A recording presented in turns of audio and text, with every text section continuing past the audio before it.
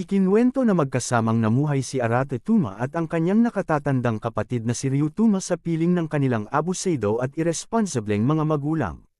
Lagi silang minamaltrato, ngunit sa kabila ng lahat, palaging may paraan si Ryu upang maalagaan ang kanyang nakababatang kapatid. Isang pagkakataon, si Ryu mismo ang samalo ng pananakit na dapat ay kay Arata. Pagkalipas nito, ipinagtapat ni Arata sa kanyang kuya ang pangarap niyang maging isang slayer upang maging isang bayani balang araw. Sa halip na magalit o pigilan siya, buong puso siyang sinabihan ni Ryu na susuportahan niya ang pangarap na iyon. Simula noon, masigasig na tinulungan ni Ryu si Arata sa kanyang pagsasanay at pinilit pa siyang sumabak sa espesyal na mga ensayo.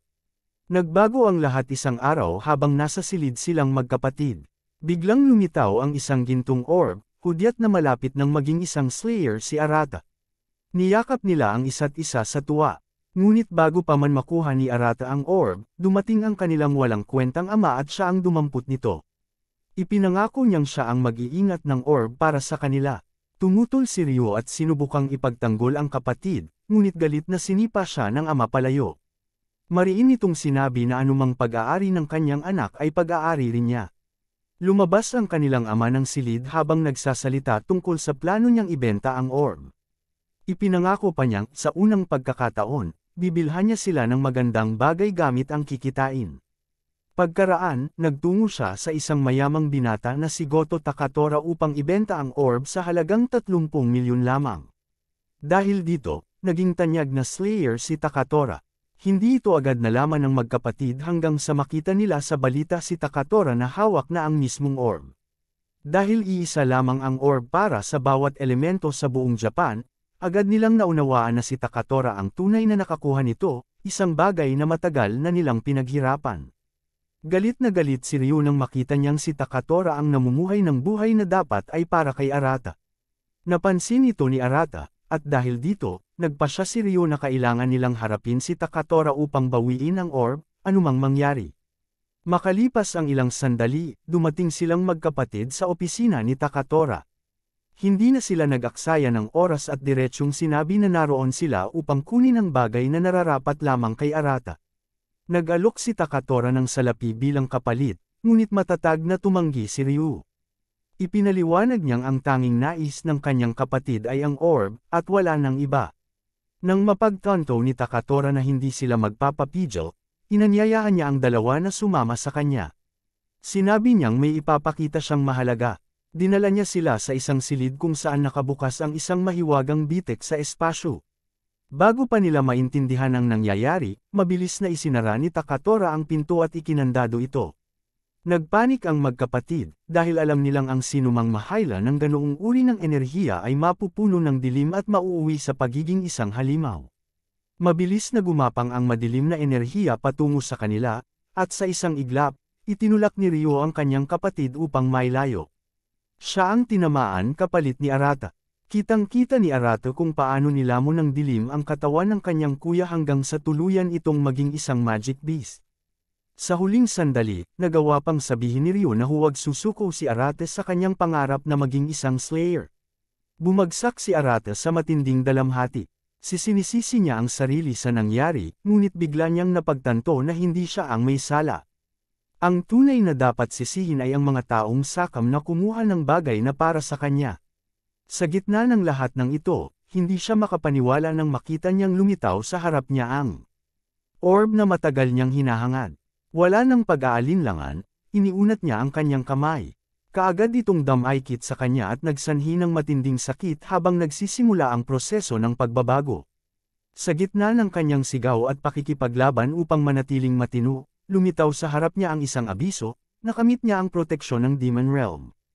Kasabay nito, nakuha niya ang ilang kasanayan gaya ng Blast Shadow Blade, Blast Armor, at Blast Flash. Samantala, tuwang-tuwa si Takatora. Malakas siyang nagtawanan habang nilalay ang magkapatid. Inilahad pa niya ang kanyang plano, na patayin sila upang tumaas pa ang kanyang antas. Ipinagyabang din niya ang kanyang mataas na katayuan, habang tinuturing ang dalawang magkapatid bilang hamak na mga hamak lamang kumpara sa kanya. Akala ni Takatora ay nalutas na niya ang problema, ngunit hindi niya alam na si Arata ay dumaraan sa matinding pagbabago.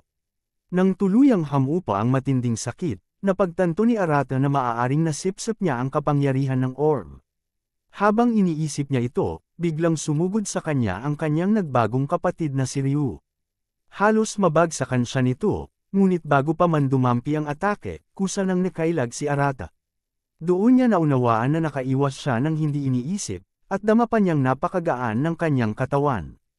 Napansin din niya ang isang status screen na lumitaw sa kanyang harapan, ipinapakita roon ang kanyang antas, numero ng status, mga kasanayan, at pati health points. Bagaman nalilito, hindi pa niya alam kung siya ba ay ganap ng naging isang Slayer. Habang iniisip niya ang lahat ng ito, muling sumugod si Ryu. Sa tindi ng kaba, sumigaw si Arata ng buong lakas, pilit ipinapakiusap sa kanyang kuya na huwag tuluyang lamunin ng dilim.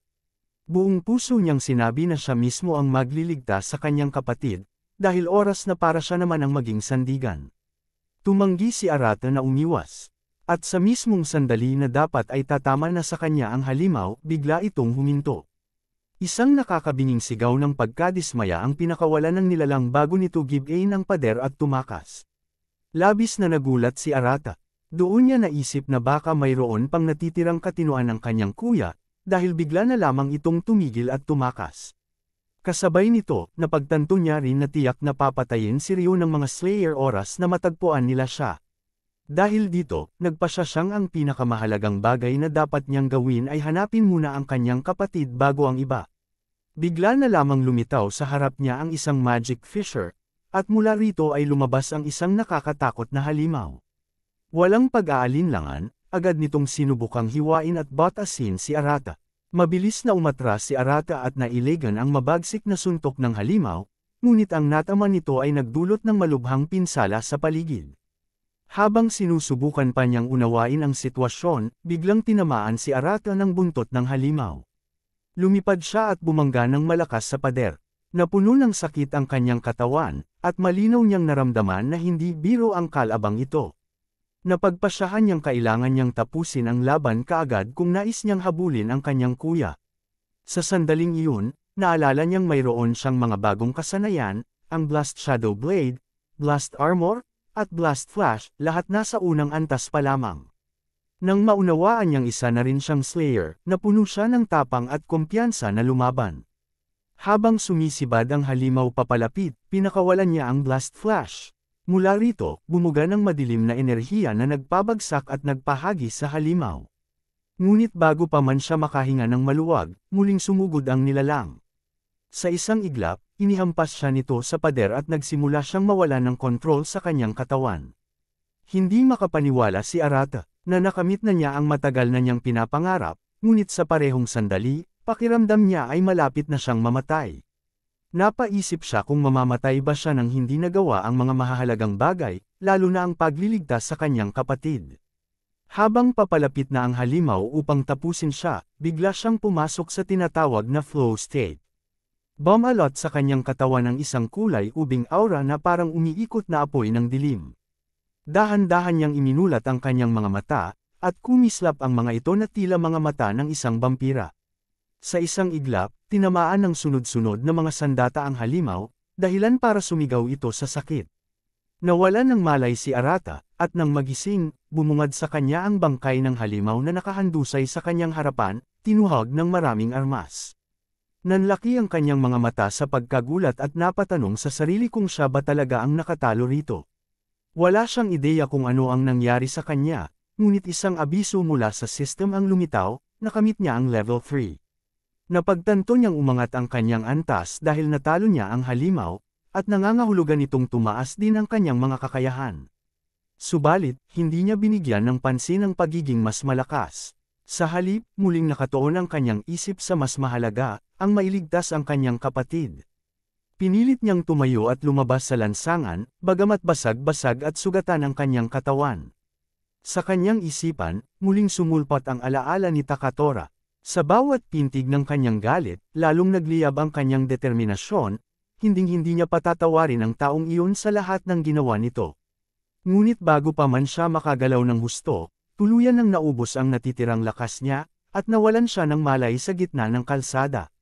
Samantala, bumalik si Takatora sa silid kung saan niya iniwan ang magkapatid. Ang inaasahan niya ay makita ang kanilang mga bangkay, ngunit tumambad sa kanya ang gibagibang pader at pagkawasak sa paligid. Hindi siya makapaniwala sa kanyang nakita, imposible para sa kanya na makaligtas ang dalawang iyon mula sa kanyang bitag. Makalipas ang ilang oras, nagising si Arata mula sa mga alaala niya kasama ang kanyang kuya. Pagmulat ng kanyang mga mata, natagpuan niya ang sarili sa isang hindi pamilyar na lugar, isang infirmary o tila silid gamutan. Ang huli niyang naalala ay ang pagpunta sa gusali ng mga goto at ang laban niya sa isang halimaw. Agad siyang napaalala sa kanyang kapatid, si Ryu, na ngayon naging isang halimaw, at muling nagliyab ang kanyang pagnanais na iligtas ito. Pipiliti na sana niyang bumangon mula sa kama, ngunit biglang pumasok ang isang nurse na may dalang mga kagamitang medikal. Mariin siyang pinagsabihan nitong manatili muna sa higaan. Nabulol si Arata at hindi alam ang kanyang sasabihin.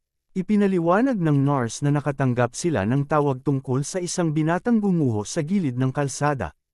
Ipinunto rin niya ang mga sugat ni Arata, mga bakas ng laban niya laban sa halimaw. Noon lamang muling naalala ni Arata ang nangyari matapos marinig ang mga salita ng nurse. Tinanong niya kung nasaan siya, at agad na sumagot ang babae na siya ay nasa Slayer Relief Station. Dagdag pa ng nurse, hindi na bago sa kanya ang ganitong sitwasyon dahil karaniwan ang nasosobrahan sa pag-iisip ang mga bagitong Slayer sa kanilang unang laban, dahilan para sila ay mapunta sa ospital. Nagulat si Arata nang malaman niyang nasa relief station pala siya. Naisip niya kaagad kung sino kaya ang nagdala sa kanya roon. Sinabihan siya ng nurse na dapat ay sumali siya sa isang guild at kumuha ng Slayer badge. Magsisimula na sanang ipaliwanag ng nurse ang mga benepisyo ng pagsali sa guild nang pigilan siya ni Arata. Sabay sabi nito na may mas mahalaga siyang pupuntahan. Napasigaw ang nurse na tila inana. Pinapagalitan siya, at mariing sinabi na hindi pa siya maaaring gumala dahil kailangan pa niyang magpahinga. Napilitan si Arata na humiga muli sa kama. Pagkalipas ng ilang sandali, umalis ang nurse matapos ipaalala sa kanya na hintayin siya. Sa sandaling makalabas ito ng silid, agad bumangon si Arata at nagtungo sa pinto. Doon niya narinig ang ilang lalaki na nag-uusap tungkol sa isang magic beast na lumitaw malapit sa gusali ng goto. Mabilis na naunawaan ni Arata na ang tinutukoy nila ay walang iba kundi ang kanyang kapatid. Narinig pa niya ang usapan tungkol sa isang hindi kilalang Slayer na sinasabing kasama ng halimaw. Ipinahayag ng mga lalaki na magiging problema para sa kanila kung makapasok ang halimaw sa isang magic fisher. Kaagad na nabuo sa isip ni Arata na hinahabol na ng guild ang kanyang kapatid, at hindi magtatagal ay tuluyan nila itong papatayin. Sa takot at pagkabalisa, nagpasya siyang dapat niyang mahanap agad si Ryu bago pa sila maunahan. Muli siyang bumalik sa silid. Ngunit huli na nang bumalik ang nurse, natagpuan nitong bakante na ang higaan, at malinaw na tumakas si Arata sa pamamagitan ng bintana. Mabilis na tumakbo si Arata sa lansangan habang nangingibabaw ang pag-aalala na tuluyang mapapahamak ang kanyang kuya. Naalala rin niya ang narinig tungkol sa isang magic fisher, kaya't pinaghinalaan niyang baka roon na-trap si Ryu. Dahil dito, nagpasya siyang suriin ang bawat fisher sa paligid. Sa mismong sandali, nakarinig siya ng anunsyo sa telepono, may magic fisher na lumitaw sa Asagi area at pinapayuhan ang mga sibilyan na lumikas. Dahil sa tamang oras ng balita, nagpasya si Arata na doon siya dumiretso. Pagdating niya sa lugar, natuklasan niyang mababa lang ang ranggo ng fisher, isang bronze rank. Napansin din niyang may itinayong barrier, hudyat na may tao mula sa asosasyon na nauna na roon. Gayunpaman, wala pa ring presensya ng Slayer. Dahil ito ang unang pagkakataon niyang pumasok sa isang magic fisher, dama niya ang kaba at takot. Ngunit agad niyang pinawi ang pag-aalinlangan nang muling maalala na ang tanging dahilan niya ay ang mailigtas ang kanyang kapatid. Sa mismong pag-apak ni Arata sa loob ng magic fisher, agad na naabisuhan ang system na mayroong nagtangkang linisin ang bitik. Nabighani siya nang makita ang loob nito. Isang malawak na disyerto na lubhang naiiba sa mundong labas. Dahil wala siyang ideya kung saan naruroon ang kanyang kapatid, nagpasya siyang kailangan niyang lumalim pa ng pasok. Biglang lumitaw ang isang mission notification, talunin ang boss ng fisher upang ito'y tuluyang ma-clear. Mula rito, naisip niya na nasa pinakaloob na bahagi ng fisher matatagpuan ang halimaw na iyon. Ngunit batid niyang tiyak na maraming ibang halimaw ang sasalubong sa kanya sa daan, at sumagi sa isip niya ang tanong, kakayanin ba niya silang lahat? Hindi nagtagal, isang halimaw na antas-stress ang hamarang sa kanyang landas. Naalala ni Arata ang laban niya kahapon, ngunit hindi siya lubos na sigurado kung paano niya iyon nagawa. Gayunman, wala siyang ibang pagpipilian kundi harapin ang halimaw. Agad niyang tinap ang kanyang skill list at inilabas ang Shadow Blade. Nakaramdam siya ng kaunting ginhawa nang makita niyang nagawa niya itong buhayin. Sumugod ang halimaw at agad nitong sinikmuraan si Arata, ngunit hinarang niya ang kagat gamit ang kanyang espada mula sa anino. Nagpumiglas siya habang pinipilit tipunin ang lahat ng kanyang lakas, subalit tinangay siya ng halimaw at napaatras. Sa sandaling iyon, napagtanto niya kung ano talaga ang ibig sabihin ng lumaban sa isang tunay na nilalang ng dilim. Ang mga pagsasanay na ginawa nila ng kanyang kapatid ay tila walang halaga laban sa mga halimaw na ito. Gayunman, pinatatag niya ang kanyang loob at muling sumugod. Sa isang mabilis na pag-atake, nagawa niyang hiwain at durugan ang halimaw hanggang sa tuluyan itong mamatay. Isang notification ang lumitaw, mula level 3, tumalon siya agad sa level 5. Ngunit bago pa siya makahinga, isang kawan ng mga halimaw ang biglang lumitaw sa kanyang harapan. Nanlamig ang kanyang katawan sa takot, hindi makapaniwalang sa isang bronze rank dungeon ay ganito karaming halimaw ang maaring lumitaw. Naisip niya kung kaya ba niyang sabay-sabay na harapin ang mga ito. Sa halip na magpatalo sa takot, hinanda niya ang kanyang sarili. Pinaniwalaan niya na may laban siya kung muling magagamit niya ang kapangyarihan na nagligtas sa kanya noong nakaraang araw. Subalit nang sumugod na ang mga halimaw, natanto niyang patay na siya. Hindi niya alam kung paano muling gamitin ang napakalakas na abilidad na iyon. At sa mismong sandaling tatabyunan na siya ng kawan, isang napakalakas na pag-atake ng apoy ang sumabog at tinupok ang lahat ng halimaw. Napatulala si Arate sa tindi ng kapangyarihang nakita. Sa kanyang likuran, may narinig siyang tinig na nagtatanong tungkol sa uri ng kasanayang ginamit niya. Imbes na makasagot, nanatili siyang gulat sa sobrang lakas na nasaksihan. Ang estrangherong lalaki ay tumitig sa kanya na parabang isang banta, at ibinunyag nito na nakatanggap siya ng tawag mula sa asosasyon tungkol sa isang hindi nakikilalang slayer. Batay sa nakita niya, tiyak niyang si Arata ang tinutukoy na iyon. Pinagmasdan ni Arata ang lalaki at agad niyang natanto na isa itong Golden Slayer na nagtataglay ng fire attribute. Ang lalaking iyon ay si Ryu Kuji, kasapi ng Lion Flame Guild. Kasama niya sina Shu Makishima at Hayato Akagi, na kapwa mga silver-ranked slayers. Nagtaka si Arata kung bakit naroon si Ryo, sapagkat isa ito sa tinaguriang 5 dakilang hari. Habang nag-uusap sila, ilang halimaw ang sumingit at ginulo ang eksena. Galit na ginamit ni Ryo ang kanyang kapangyarihan at sa isang pitik lamang ng daliri ay naging abo ang mga halimaw. Naiwan ang naglalagablab na usok sa kanyang paligid. Tila ba sinadya niya iyon upang magmukhang imponent sa harap ni Arata. Hindi naiwasang mamangha si Arata sa unang pagkakataon na masilayan ang tunay na lakas ng isang Golden Slayer. Lumapit si Ryo at nagkomento tungkol sa hindi karaniwang dami ng mga halimaw sa loob ng fissure, bagay na hindi dapat mangyari sa isang bronze rank fissure. Itinuro niya ang Shadow Sword ni Arata at tinanong kung anong klaseng kasanayan iyon. Bigla siyang natarante sapagkat matagal na rin niyang iniisip ang bagay na iyon. Alam niyang hindi ito kabilang sa 5 pangunahing attributes, ngunit hindi rin niya alam kung ano talaga ang pinagmulan ng kanyang kapangyarihan. Lalong nagkaroon ng interes si Ryo, na sinabing kakaiba si Arata at kakaiba rin ang kasanayan na dala nito. Sa seryosong tinig, diretsyong tinanong ni Ryo kung ano ang ginagawa niya sa loob ng fissure. Mabilis na naisip ni Arata na hindi niya maaaring sabihin na hinahanap niya ang kanyang kapatid, dahil tiyak na pagbibintangan din siyang dapat ipasailalim sa asosasyon. Sa halip, pinili niyang baliwalain ang tanong. Tumalikod siya, nagpasalamat kay Ryo sa tulong, at nagpatuloy sa kanyang landas. Karaniwang kaalaman na ang mga orb ay parang panalangin o hangarin na umaayon sa lakas ng may-ari upang makabuo ng attribute na pinakamalapit sa kanya. Ngunit hindi makita ni Ryo ang anumang palatandaan na ganito ang kaso kay Arata.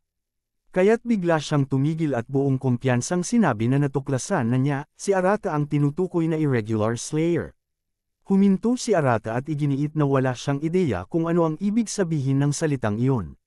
Sinabi niyang kailangan na niyang umalis, ngunit ipinaalam ni Aryo na inutusan siya ng asosasyon na dalhin si Arata para sa investigasyon.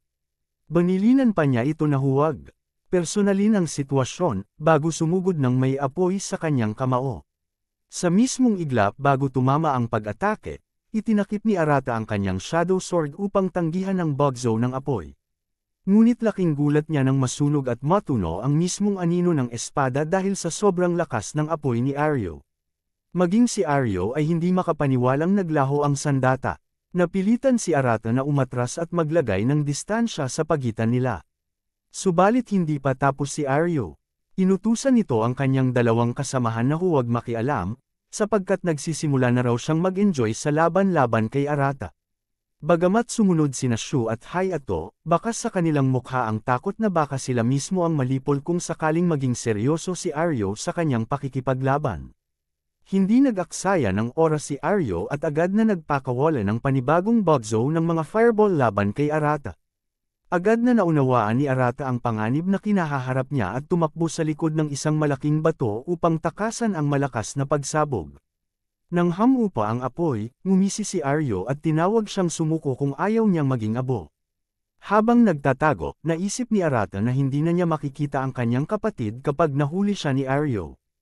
Biglang tumalon si Aryo sa ere at nagpalipad ng isang napakalakas na trakang fireball. Dahil alam niyang walang saysay ang pagtatago, tumalon siya mula sa pinagtataguan at nakaligtas sa tamang oras. Matikas na tumayo si Aryo at ipinahayag na walang saysay ang pagtatago. Habang siya ay tumatawa at tila nilali si Arata, desperadong hinanap ng binata sa kanyang skill list ang anumang kasanayang makatutulong laban sa malakas na kalaban. Sa kabutihang palad, may nahanap siyang isa na maaaring magsilbing sandigan. Muling tumayo si Arata, at mula sa kanyang tindig ay napansin ni Aryo na may kakaibang nagbago sa kanya. Inunat ni Arata ang kanyang mga kamay, ngunit bago pa man siya makakilos, sinabi ni Aryo na wala ring silbi ang lahat ng ito laban sa kanya. Muli, nagpakawala si Aryo ng bugzo ng mga fireball. Ngunit bago pa man siya tamaan, inactivate ni Arata ang bagong kasanayan, at sa hindi inaasahang paraan, sinipsip at nilamon ng kanyang kapangyarihan ang apoy. Bagamat labis ang bigat sa kanyang katawan, nanatili siyang nakatayo. Napailing si Aryo, na pagtatantong hindi pala basta-bastang bata si Arata. Gayunpaman, ipinakita pa rin ni Aryo ang kanyang nakamamanghang kapangyarihan at muling inudyukan si Arata na sumuko kung ayaw niyang mamatay. Sagot naman ni Arata ang pagpapalabas ng mas mahabang Shadow Sword, sabay pahayag na naghihintay sa kanya ang kanyang kapatid at hindi siya maaaring mahuli. Sa pagbanggit niya ng salitang kapatid, saglit na napatigil si Aryo, nawalan ng konsentrasyon. Sinamantala iyon ni Arata at tumalon patungo sa kanya na may dala ang espada. Sa huling sandali, nagising si Aryo mula sa kanyang pagkakaidlip at naiparada ang kanyang armored wrist, na nakasalo sa pag-atake. Nagkaroon ng sagupaan, ngunit naramdaman ni Aryo na may kakaibang enerhiya sa katawan ni Arata. Pagkatapos ng maikling pagtutunggali, umatras si Arata at diretsyong sinabi na kailangan na niyang umalis. Nabigla si Aryo sa biglang pag-atras ng binata. Ngunit bago ito tuluyang makalayo, nagsalita siya. Kung tunay na may nais kang protektahan, kailangan mong talunin ang boss ng Fisher. Nang hina si Arata at napatingin kay Aryo, hindi makapaniwala na sineseryoso siya ng Golden Slayer. Itinuloy pa ni Aryo, dapat mong palakasin ang iyong sarili ng mas mabilis. Tigilan mo ang pagiging padalos-dalos, o masusunog ka lang ng wala sa oras. Ngumiti si Arata at taos-pusong nagpasalamat bago tumakbo palayo. Pinanood siya ni Aryo na may ngiting para bang isang ama na proud sa kanyang anak. Ilang sandali pa'y nilapitan siya ni Shu at Hayato, ibinalitang. Nalinis na nila ang mga halimaw sa lugar. Nanlaki ang mga mata ng dalawa, hindi makapaniwala na nakangiti ang kanilang pinuno, isang palatandaang maganda ang kanyang kondisyon. Samantala, sa Navy Guild, nakatanggap sila ng ulat na may panibagong Magic Fisher na bumukas. Agad na nagbigay ng utos ang kanilang Guildmaster, ipinapadala ang isa sa kanyang silver-ranked slayers, si Aoi Ichiyumi, upang linisin ang Fisher. Hindi tulad ng karamihan na kinakabahan bago ang laban, makikita agad sa mukha ni Ichiyumi ang tuwa at pananabik. Para sa kanya, ito ay isa na namang pagkakataon upang patunayan ang sarili. Samantala, si Arate ay napilitan ng lumabas mula sa naunang fissure dahil natapos na ito, at alam niya na si Aryu ang nakatalo sa boss. Habang nasa loob pa, hinanap niya ang kanyang kapatid, ngunit hindi niya ito natagpuan. Nang makalabas, isang balita sa telebisyon ang kanyang nakita, mayroong panawagan sa lahat na magulat kung makita ang Magic Beast. Napagtanto ni Arate na wala siyang pwedeng pagkatiwalaan, kung nais niyang mailigtas ang kanyang kapatid, kailangan niyang gawin ang lahat ng mag-isa. Sa mismong oras na iyon, nakatanggap siya ng alerto, isang bagong fissure ang bumukas sa District 4. Kagaya ng nakagawian, nakatanggap ng warning sa kanilang mga cellphone ng mga residente at pinaalalahanang lumikas. Dahil malapit lang iyon sa kinaroroonan niya, mabilis siyang tumakbo patungo roon, umaasang wala pang ibang Slayer ang nakarating. Pagdating niya, nakita niyang isa itong bronze-ranked fissure. Hindi pa ito nalilinis, kaya't umaasa siyang naroon ang kanyang kapatid.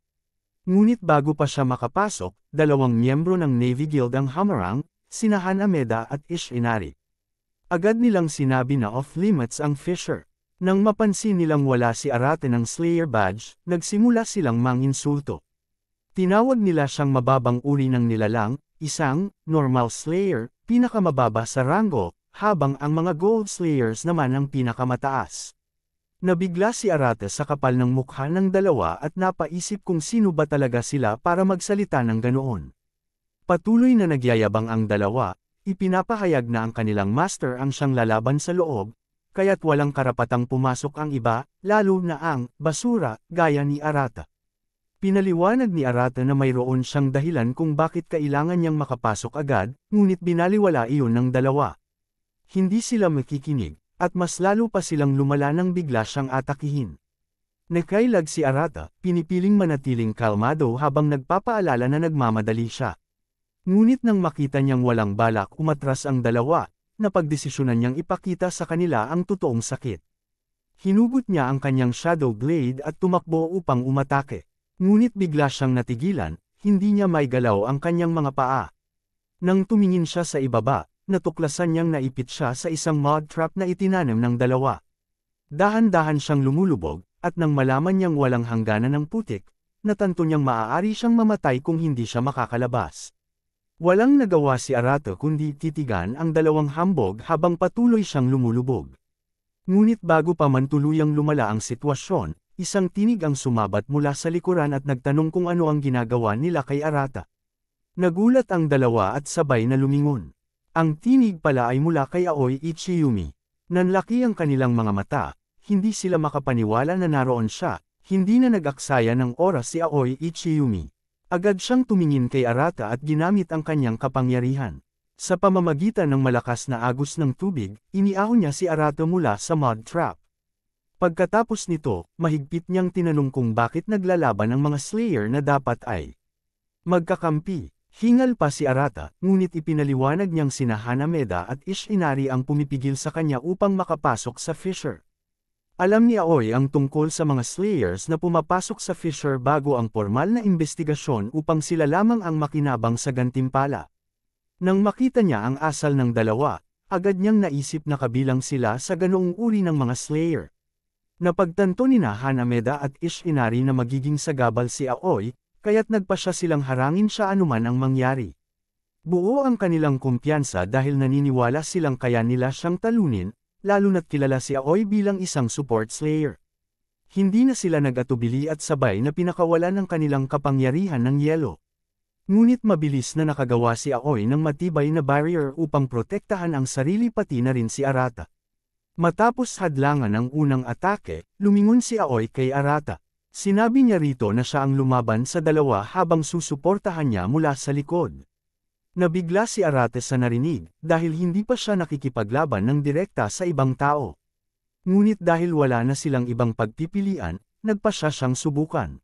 Nagpasalamat si Aoi sa kanyang pakikipagtulungan at agad na ginamit ang isa sa kanyang mga kasanayan, ang Merlin Chanel. Biglang nakaramdam si Arate ng pagbabago, gumaan ang kanyang buong katawan at ramdam niya ang kakaibang lakas. Pinakalma siya ni Aoi, sinasabing mas madali na ngayon ang pakikipaglaban, kaya't malaya siyang talunin ang dalawang pasaway. Buong sigla namang tinanggap ito ni Arata.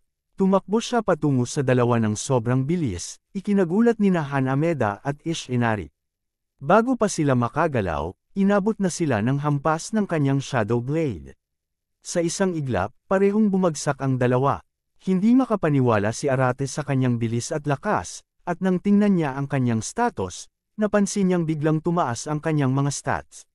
Sumigaw si Aoy, nag-aalala kung tinaga ba ni Arata ang dalawa. Agad siyang sinagot ni Arata na tinamaan lamang sila ng likod ng kanyang espada. Nakahinga ng maluwag si Aoy, ngunit halatang inis pa rin siya na may mga miyembro ng kanyang guild na gumagawa ng kahihiyan.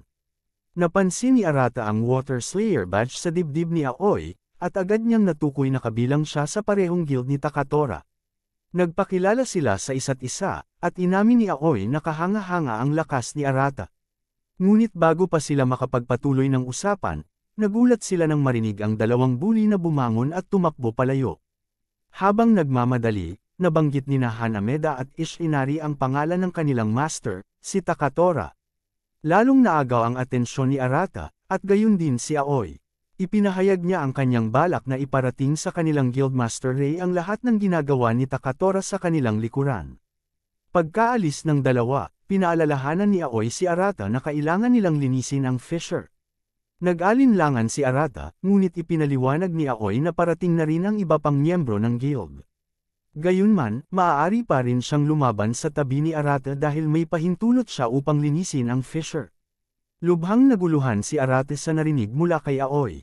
Ipinaliwanag naman ng dalaga na mas mabuti kung magsanib puwersa sila, lalo na't may mga ulat na kahit ang mga mababang ranggo ng fissure ay nagpapakita ng kakaibang mga katangian.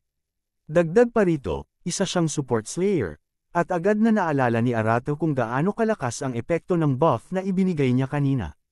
Sa wakas, nakahanap siya ng pagkakataong pasalamatan si Aoy. Ngumiti ang babae at muling tinanong kung handa ba siyang linisin ang fissure kasama niya. Dahil hindi niya kayang palampasin ang alok na iyon, pumayag si Arata. Sa kabila ng kaba, dama rin niya ang pananabik. Magkasabay silang pumasok sa fissure, buo ang layunin na linisin ito. Pagpasok pa lang, nagulat si Arata, lubhang iba ito kumpara sa huli niyang pinasukan. Ang paligid ay tila kuweba na may mga nakakatakot na sulok at may itim na anino na kumikilos na parang may sariling buhay. Ipinaliwanag ni Aoy na ang loob ng fissure ay hiwalay na dimensyon, kaya't walang nakakaalam kung anong lugar ang tatambad sa kanila. Nagbabala siya na mag-ingat, at tumanggaw naman si Arata bilang tugon. Habang patuloy silang naglalakad, napansin ni Arata na wala man lang bakas ng magic beast. Bukod dito, wala ring palatandaan ang kanyang nakatatandang kapatid. Alam niyang hindi ganoon kadali ang makita ang kanyang kapatid, ngunit ngayong nakapasok siya kasama ang isang silver-ranked slayer, nagpasya siyang gamitin ang pagkakataon upang matuto ng wastong pakikipaglaban, at sabay na umangat ang kanyang antas. Hindi nagtagal, sinalubong sila ng isang level 5 goblin. Gutom na gutom ang itsura nito, waring handang gawin ang dugo nila bilang alak sa baso. Naisip ni Arata kung paanong halos napatay siya ng isang goblin noong nakaraang araw, kahit pa sila ang pinakahina sa lahat ng magic beast. Ngunit ngayon, hindi na siya nag-atubili. Sumugod siya at sa isang mabilis na galaw, malinis na napugutan ng ulo ang goblin. Hindi niya mapigil ang ngumiti sa kanyang nagawang tagumpay, ngunit agad itong nawala nang biglang lumabas ang isang buong hukbo ng goblin. Nanlamig si Arata habang nakikita ang dami nila.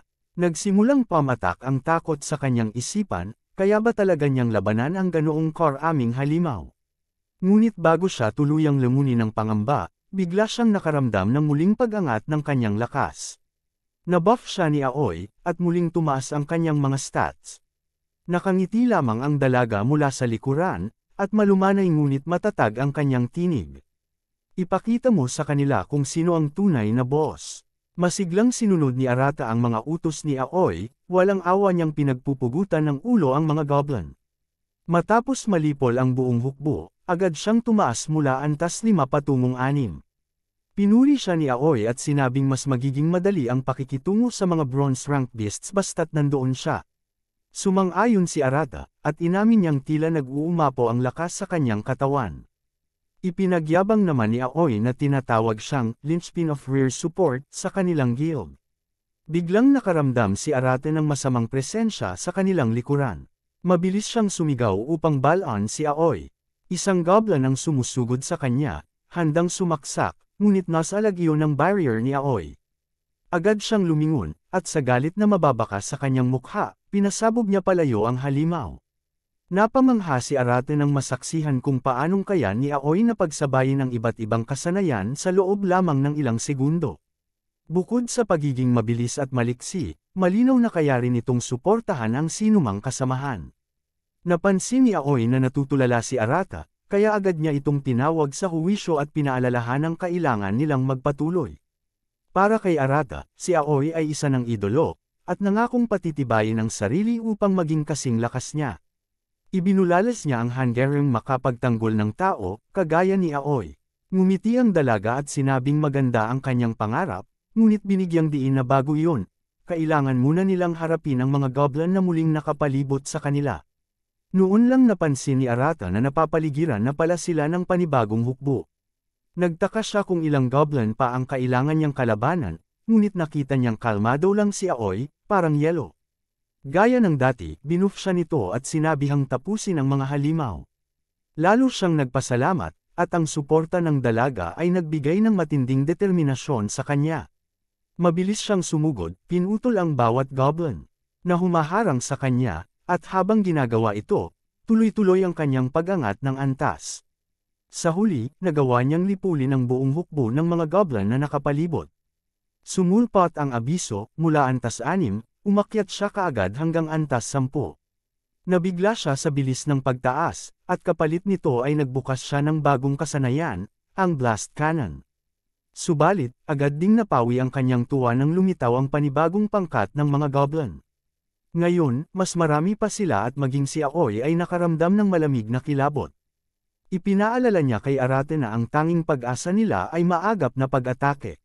Sinabi niyang kakaiba ang kasanayan ni Arata, ngunit tinanong kung kaya ba nitong umatake mula sa malayo. Kung hindi, tiyak silang malulunod sa dami ng kalaban. Noon naalala ni Arata ang bagong kasanayang nakuha, ang blast cannon. Napagtanto niyang iyon ang pinakamainam para sa sitwasyong ito. Pinili niya ang kasanayan at pinakawalan ito. Sa isang pagsabog ng enerhiyang nagmula sa kanyang palad, agad niyang napatumba ang ilang goblin. Hindi siya huminto doon, patuloy siyang nagpaputok ng blast cannon, at bago niya namalayan, nalipol na niya ang buong hukbo ng halimaw. Ngumiti si Aoy nang lingunin si Arata, at agad na naintindihan ng binata ang ibig sabihin nito. Labis siyang natuwa na nakamit niya ang inaasahan ng dalaga. Maya-maya, iminungkahi ni Aoy na magtungo na sila sa silid ng boss. Hindi tumutol si Arata, at sa sandaling iyon, dumating ang abiso na umangat na siya sa antas 12. Di nagtagal, narating nila ang pinakamalalim na bahagi ng kuweba. Sabi ni Aoy, ramdam niya ang presensya ng boss sa loob ng madilim na yungib, kaya binalaan niya si Arata na mag-ingat sa bawat hakbang. Kinabahan man ang binata dahil unang beses niya itong mararanasan, na nagpa rin ang kanyang tungkulin na protektahan ang kasamang babae. Pagdating nila, bumungad ang nakakatakot na level 15 ogre. Bumangon ito mula sa trono at nagmumurang parang may sinasabi sa wikang hindi maintindihan ni Arata. Sa isang iglap, pinakawalan nito ang nakakasilaw na kidlat mula sa kanyang baston. Mabilis na sumugod si Aoy, pinigilan siya at sinabing siya na ang haarang. Gumamit siya ng isa sa kanyang mga kasanayan upang lumikha ng barrier at nasalag ang unang bugzo, subalit hindi niya ito napanatili. Natangay siya ng puwersa at tumilapon sa lupa. Nagulat si Aoy sa lakas ng atake, hindi yun karaniwang antas para sa isang bronze rank boss. Muling naglabas ng kuryente ang halimaw. Ayon kay Aoy, hindi sila makakalapit kung patuloy nitong babarilan sila mula sa malayo. Inilahad niya ang plano, siya ang tatanggap ng mga atake habang si Arata ang tatangkang maglunsad ng kontra. Napansin ni Arate na hirap na si Aoy, ngunit pinilit nitong ipaalam na ayos lang siya. Naiinis si Arate sa ideya na lagi na lang siyang inaalagaan, kaya sumugod siya ng buong tapang habang abala ang ogre sa pagbato ng kidlat kay Aoy. Nang makahanap siya ng tamang posisyon, pinuntirya niya ang halimaw at pinakawalan ang kanyang blast cannon. Tumama ang enerhiya at nadurog ang baston ng ogre, tinanggalan ito ng kakayahang umatake mula sa malayo. Natuwa si Aoy sa ginawa ni Arata, subalit nagalit ang ogre. Dinampot nito ang sirang armas at bigla ang inihagis kay Arata. Hindi siya handa, huli na nang mapansin niyang wala na siyang oras upang umiwas. Diretso itong tumama, bumaon sa kanyang katawan. Bumula ang dugo sa kanyang bibig at bumagsak siya ng malakas sa lupa. Hindi nag-aksaya ng oras si Aoi, agad siyang lumapit, nagtayo ng barrier sa paligid nila, at sinimulan ang healing skill. Unti-unting nagsara ang sugat ni Arata, hanggang sa nagawa na nitong umupo at makahinga. Ipinaliwanag ni Aoi na ang ginamit niya ay unang lunas lamang. Tinitigan niya si Arata at mahinahong tinanong kung kaya pa ba nitong gumalaw. Nagpasalamat si Arata kay Aoi sa tulong nito at tiniyak na kaya pa niyang kumilos. Nabigla silang dalawa nang muling sumugod ang ogre patungo sa kanila. Hindi makapaniwala si Arata na sa kabila ng laki ng nilalang ay napakabilis pa rin ito, at ngayoy diretso silang tinutumbok. Itinaas ng ogre ang kamao, nagbabalak na durugan sila sa isang hampas. Mabuti na lamang at agad na naiharang ni Aoi ang kanyang barrier, ngunit nahirapan siya sa lakas ng kalaban. Doon napagtanto ni Arata na tiyak na katapusan na nila kung hindi nila mapapabagsak ang ogre sa lalong madaling panahon. Habang nakatutok, napansin niya ang isang maliit na bahagi sa leeg ng ogre na hindi natatakpan ng baluti. Naunawaan niyang iyon ang kanilang tanging pagkakataon. Gaya ng dati, pinanatiling abala ni Aoi ang ogre habang sinusubukan ni Arata na makahanap ng tamang posisyon. Ngunit sa pagkakataong ito, tila naramdaman ng ogre ang kanyang binabalak at inilipat dito ang atensyon. Umamba itong suntukin siya, at sa mismong sandaling iyon ay lumitaw ang perpektong pagkakataon. Itinutok ni Arata ang kanyang kanyan diretso sa leeg ng ogre at pinaputok ito. Tinamaan ang nilalang at napaluhod sa sakit. Sumigaw si Aoi, hinihikayat si Arata na tapusin na ang laban. Hinugot ni Arata ang kanyang Shadow Blade, puno ng determinasyon, ayaw na niyang puro siya na lamang ang ipinagtatanggol. Samantala, nagbigay si Aoi ng mga pagpapalakas na lalo pang nagpaangat sa kanyang kapangyarihan. Napangiti si Arata nang maramdaman ang mga ito, at buong lakas na tumakbo at tumalon siya patungo sa ogre. Sa isang makapangyarihang pag-igkas ng espada, napugutan ng ulo ang ogre at bumagsak itong talunan. Kumalat ang dugo sa paligid, tanda ng tagumpay ng ating pangunahing tauhan. Napatitig si Arate sa kisame ng kuweba, at doon niya natanggap ang abiso na siya'y muling nag-level up. Lumapit si Aoi na may ngiti at agad itinaas ang kamay para sa isang high five. Nagulat man si Arata, masaya niya itong tinugon. Ngunit nagsimulang gumuho ang Fisher matapos nilang mapabagsak ang pinuno. Agad silang tumakbo palabas upang hindi madamay, at sa huli ay nakaligtas bago tuluyang naglaho ang bitik. Napagtanto ni Arate na hindi niya natagpuan ang kanyang kapatid, subalit nagkaroon naman siya ng bagong lakas. Habang iniisip ito, napaluhod siya dahil sa matinding pagod. Nakita ni Aoi na labis na siyang sugatan, kaya't hinawakan nito ang kanyang kamay at hinayla siya. Inisip ni Arate na muli siyang dadalhin sa infirmary, ngunit sa halip, dinala siya ni Aoi sa gusali ng Navy Guild. Pinaupo siya roon sa waiting room, inyabutan ng malinis na damit na pwede niyang palitan, at pagkatapos ay pansamantalang lumabas upang magulat. 15 minuto ang lumipas, nagsimulang magtaka si Arato kung bakit ang dalaga ay natatagalan.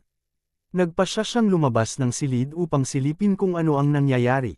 Ngunit halos kasabay ng kanyang paglabas, isang babae ang napatakbong papalapit at muntik ng matisod. Agad niya itong nasalo at itinayo.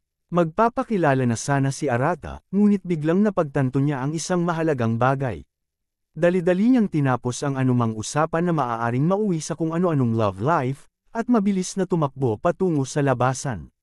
Doon niya naunawaan, ang babaeng tinulungan niya ay walang iba kundi ang Guild Master ng Navy Guild. Hindi niya maaaring hayaang siya'y ma-question nito. Samantala, nagtataka si Ray kung bakit bigla na lang tumakbo palayo ang binata mula sa kanya. Pinagsawalang bahala na lang niya ito at tumuloy sa conference room kung saan naghihintay si Aoi. Masayang sinalubong siya ni Ray, ngunit agad itong pinutol ni Aoi at diretsyong sinabi na may kailangan siyang ibalita. Sunod-sunod na ibinuhos ni Aoi ang kanyang sama ng loob tungkol sa mga ginagawang lihim ni Takatora sa kanilang likuran. Napilitan si Ray na sabihing kalmahan muna niya ang sarili, ngunit nagpatuloy si Aoi hanggang sa unti-unti siyang hamupa at ipinaliwanag ng maayos ang sitwasyon. Doon na niya ibinunyag na ginagamit ni Takatora ang mga Fisher para sa sariling kapakinabangan. Labis na nagulat si Rey, at napagpasyahan niyang siya mismo ang haharap dito. Gayunman, hindi maalis sa isip niya si Arata, ang binatang nakasalubong niya kanina. Kinabukasan, itinuturing ni Arata na maswerte siyang nakatakas mula kay Rey, at same time na nagdarasal na huwag siyang pagbintangan. Habang naglalakad sa isang madilim na eskinita, nadaanan niya ang ilang slayers na hirap makipaglaban sa isang magic beast habang pinuprotektahan ang isang bata. Ang halimaw ay may 2 ulo at kakayahang magbuga ng apoy. Hindi nag-aksaya ng sandali si Arata, mabilis siyang sumugod. Sa isang malakas na putok na pinatibay ng kanyang shadow power, winasak niya ang atake ng halimaw. Namangha ang slayer na nagtatanggol sa bata, hindi makapaniwalang may ganoong kalakas na mandirigma. Samantala, sinamantala ni Arata ang pagkakataon upang magmukhang astig. Hinugot niya ang kanyang mahabang shadow sword, na lalong ikinagulat ng slayer, hindi pa siya nakakita ng ganoong uri ng kapangyarihan. Humarap si Arate sa halimaw habang pinuprotektahan ang bata. Sumugod ang halimaw, ngunit nanatiling kalmado si Arate sa perpektong posisyon ng kanyang sibat na atake. Sa isang malinis na saksak, pinilas niya ang katawan ng nakakatakot na nilalang. Ngunit lingid sa kanyang kaalaman, may isang slayer na lihim na nanunood sa kanya, at tila nagsisimulang magka-interes sa kanya. Sa punong himpilan ng Slayers Association sa Japan, nagsimula ang isang mahalagang pagpupulong ng 5 pinuno ng pinakamalalakas na guild.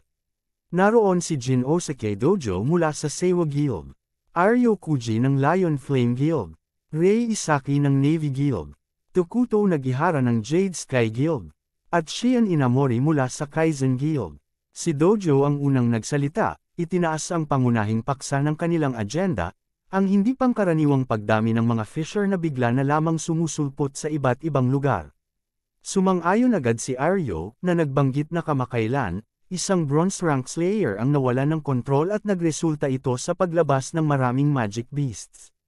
Idinagdag naman ni Rey na mayroon ding mga kaso kung saan mismong mga boss monsters ang lumalabas mula sa fishers, at higit pa ang lakas nila kaysa sa ranggong itinatalaga sa kanila. Ngunit hindi ito ikinabahala ni Aryo. Para sa kanya, normal lamang ito at nagsisilbing magandang ensayo para sa mga slayers. Napangiti si Tokuto sa pananaw na iyon at sinabing napakawalang ingat ni Aryo. Agad namang uminit ang ulo ni Aryo at marahas siyang tumayo upang sermonan si Tokuto. Ipinagmamalaki niyang mas marami nang nagawa ang kanyang guild kumpara sa Jade Sky. Ngunit nanatiling kalmado si Tokuto, walang pakialam hanggang sa mapilitan si Aryo na muling umupo. Habang pinagmamasdan ang kanilang bangayan, naisip ni Rey na dahil bago lamang ang mga insidenteng ito, maaaring may mas malalim na dahilan. Dojo naman ay nagpahayag ng posibilidad na may nagbabago sa panig ng mga magic beast, isang pagbabago na siya ring sanhi ng kakaibang pag-usbong ng fishers. Ngunit tiniyak niya sa lahat na anuman ang pinagmumulan nito, tiyak na magdadala iyon sa kanila ng katotohanan. Mahigpit niyang iniutos na iulat kahit ang pinakamaliit na pagbabago, at agad naman silang sumang-ayon. Pagkaraan, inilipat ni Dojo ang usapan sa isang bagong paksa, ang Irregular Slayer, isang nilalang na pumapasok mula fisher hanggang fisher nang hindi man lang nakarehistro bilang lehitimong slayer. Wala pa silang ideya sa motibo nito, ngunit pinaghihinalaan ni Dojo na hindi lang ang mga magic beast ang nagbabago, kundi maging ang mga slayer. Nagbigay ng impormasyon si Rey, sinasabing may ganitong nilalang na nakarating mismo sa kanyang guild. Ayon kay Aoi, kakaiba ang kasanayan nito, hindi may kukumpara sa kahit anong kapangyarihan na alam niya. Ngunit bago pa man niya makausap ng maayos ang nasabing slayer, bigla itong naglaho. Samantala, si Tokuto, na siyang lihim na nakamasid kay Arata mula sa isang bubungan, ay piniling hindi ibahagi ang nalalaman sa kanyang mga kasamahan.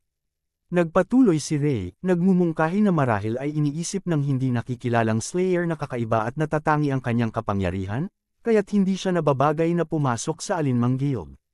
Ngunit biglang sumingit si Tokuto. Aniya, may posibilidad na ang misteryosong Arata ay hindi tao, kundi isang magic beast. Agad siyang pinatigil ni Aryo, itinawag ang sinabi niyang puro kalokohan lang iyon. Ngunit ikinagulat ng lahat ang sumunod na revelasyon. Kilala na pala ni Aryo ang tinutukoy. Hindi na niya itinago pa, ipinahayag niyang nakasalubong na niya ang binata. Malakas ito, dagdag pa niya, ngunit imposibleng siya ay isang magic beast. Natawa lamang si Tokuto nang marinig ang pagtatanggol ni Aryo, saka inamin na nagbibiro lang siya kanina. Ipinunto naman ni Dojo sa kanyang mga kasamahan na ang kautusan para hulihin si Arata ay opsyonal lamang, dahil wala pa silang sapat na ebidensya upang maglabas ng warrant para sa kanyang pag-aresto. Sa wakas, nagsalita si Shion. Kalmang ngunit matalim ang kanyang tinig, sinabi niyang dahil hindi pa handang pumasok si Arata, wala silang dahilan upang mag-aksaya ng oras sa pagkahumaling sa kanya. Pagkatapos ng kanyang unang pahayag, tumayo siya mula sa upuan, na para bang kontrabida sa isang pelikula, at malamig na sinabi na kailangan niyang umalis para dumalo sa isang team meeting. Habang papalabas, napansin niya ang isang kakaibang kamera na nakapwesto sa itaas ng pintuan. Wala siyang ideya kung ano iyon. Lingid sa lahat ng naroon, si Takatora pala ang may pakana, maingat niyang inilagay ang kamera upang manmanan ang buong pagpupulong. Mula sa kanyang pinapanood, napagtanto ni Takatora na malaking usapin si Arata para sa 5 hari. Kaya't naisip niyang kung makukuha niya ito, tataas ang kanyang impluwensya sa loob ng asosasyon. 2 ibon sa isang bato, maaayos ang kaguluhan, at makakamit pa niya ang kapangyarihan. Pinagdugtong-dugtong niya ang mga impormasyon. Batay sa kanyang mga hinuha, si Arata ay nakakuha ng isang natatanging kasanayan ng liwanag, habang ang kanyang kapatid naman ay nagdaranas ng pagbabagong anyo bilang magic beast. Sa 2 salik na ito, natukoy niya kung saan muling lilito si Arata. Tumindig si Takatora mula sa kanyang upuan at nagpasya, kailangan niyang asikasuhin si Arata bago pa mahuli ang lahat. Sa ibang dako, tumatakbo ang mga tao palayo mula sa isang magic fisher. Ngunit si Arata, taliwas sa kanila, ay buong tapang na sumugod papunta rito. Bago pa man siya makarating, hinaranggan na siya ni Takatora, nakasuot ng kumpletong Slayer's armor, habang nakapastil ang nakakaasar ng ngiti. Masyado kang desperado para mabuhay, kantiyo ni Takatora. Pero narito ako para kunin ka at dalhin sa asosasyon. Sumama ka na lang ng tahimik. Ngunit sumigaw si Arata, huwag kang hamarang sa akin. Lalo pa siyang tinukso ni Takatora, binanggit ang kapatid ni Arata, ang pagiging magic beast nito at ang laganap na kaguluhan. Sa gitna ng halakhak, bantapan niyang siya mismo ang papatay sa kapatid ni Arata. Bumuhos ang galit kay Arata, at agad niyang pinakawala ng isang burst cannon diretso kay Takatora. Ngunit imbes na matakot, nanatiling walang bakas ng pangamba si Takatora. Sa isang mabilis na galaw, nilamon niya ang atake gamit lamang ang isang putok. Gulat na gulat si Arata, ngunit hindi siya umurong. Hinugot niya ang kanyang shadow blade at mabilis na sumugod. Subalit sa harap ng bilis at kakayahan ni Takatora, tila napakabagal ng kanyang mga galaw. Ipinamalas ni Takatora ang isang malayong atake upang lamunin si Arata. Dahil dito, napilitan si Arata na gamitin ang kanyang espada upang harangin ang atake, ngunit hindi niya nakayanan ang buong lakas nito. Siya ay tinapon sa lupa at napasigaw sa sakit. Hindi sinayang ni Takatora ang pagkakataon at agad siyang pinagtawanan. Sinabi niya na kakaiba lamang ang kapangyarihan ni Arata dahil hindi pa ito naririnig noon, ngunit sa katunayan ay mahina. Kahit hirap, nagawa pa ring gumapang ni Arata upang makatayo. Naguluhan siya kung bakit tila may mali, dahil dapat ay mas malakas na siya matapos niyang mapalakas ang kanyang burst cannon at blazing shadow blade. Naisip niya kung talagang wala siyang palag laban sa isang Golden Slayer kahit anong gawin niya.